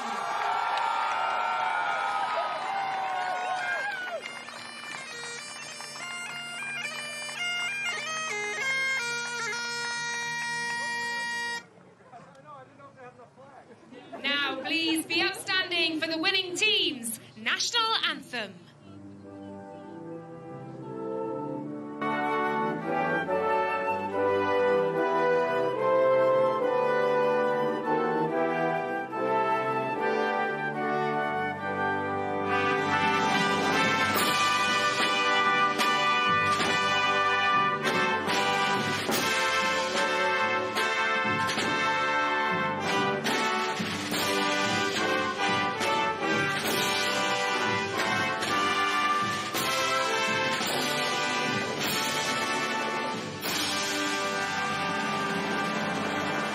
Three Americans on the podium, Katie. Are you proud? USA. You're so modest. You're so modest. I'm American. I mean, fair play. Great effort from them. But again, yeah, a bunch of nationalities, Australian and New Zealander, a Swede up there as well. It's a great racing. Second victory of the year for Veloce. They're the first team this year to take 2 wins. And best finishes for the other 2 teams. Yes, yeah. They should, they're all. This is a stoked podium, particularly the Americans. Thank you. We get stoked too. Is that right? Yeah, we do. Not as much as you guys, right? I get stoked occasionally. Yeah, that's right. David Coulthard, F1 legend, handing over the trophies here to RJ Anderson. He handed over. That's Alan McNeish, I think, the other one. Missed it on the way up. Sorry, we're having good laughs here. Oh, here we go.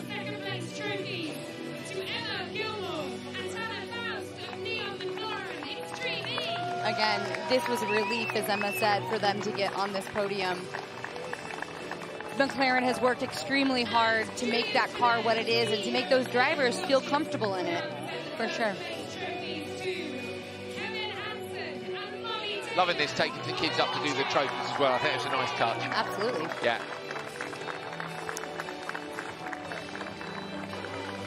All of the things that, all of the aspects that Extreme E stands for, implementing it with kids and the youth and starting them early, it really is a neat exposure to the children. Viva Veloce, they take the win here at round 4 in Scotland. Champagne sprays for everyone. They're all soaked already. This time, though, it's with a slightly sweeter taste in the Scottish rain. Slippery old venue. My goodness me, it's served up the action, but it's been a bit of a wild ride. Mother's Day in America. I'm sure there's going to be some proud mums out there. That's it. Go on, have a drink. Mike, there you go. America. Oh, look at them together. And of course, great stuff. We're heading up next, of course, to Sardinia. So brilliant racing here. I think Sardinia might be a little bit drier than here in Scotland, but it is a tough old track as well. Going to be a double header there for rounds 5 and 6, and that'll take us, of course, to the halfway point of the season. Sardinia in the Mediterranean coming next.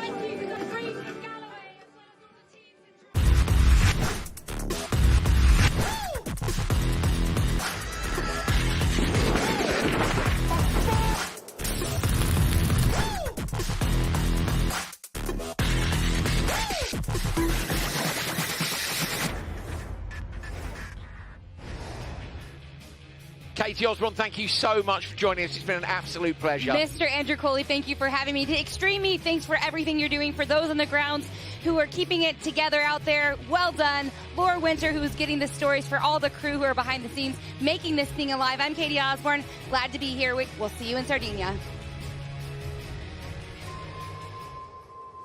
You must be aware of your environment. Then you can achieve anything. Gilmore tags the wall and Shiner's gone into the bales behind. Gilmore spins around. Clara Anderson's in the drink. Arlen Kovlinski on 2 wheels and into the X44 machine. Huge impact. Kevin Hansen gets the whole shot. Tanner Bouch goes all the way around the outside. Top step of the podium for Kevin Hansen and Molly Taylor.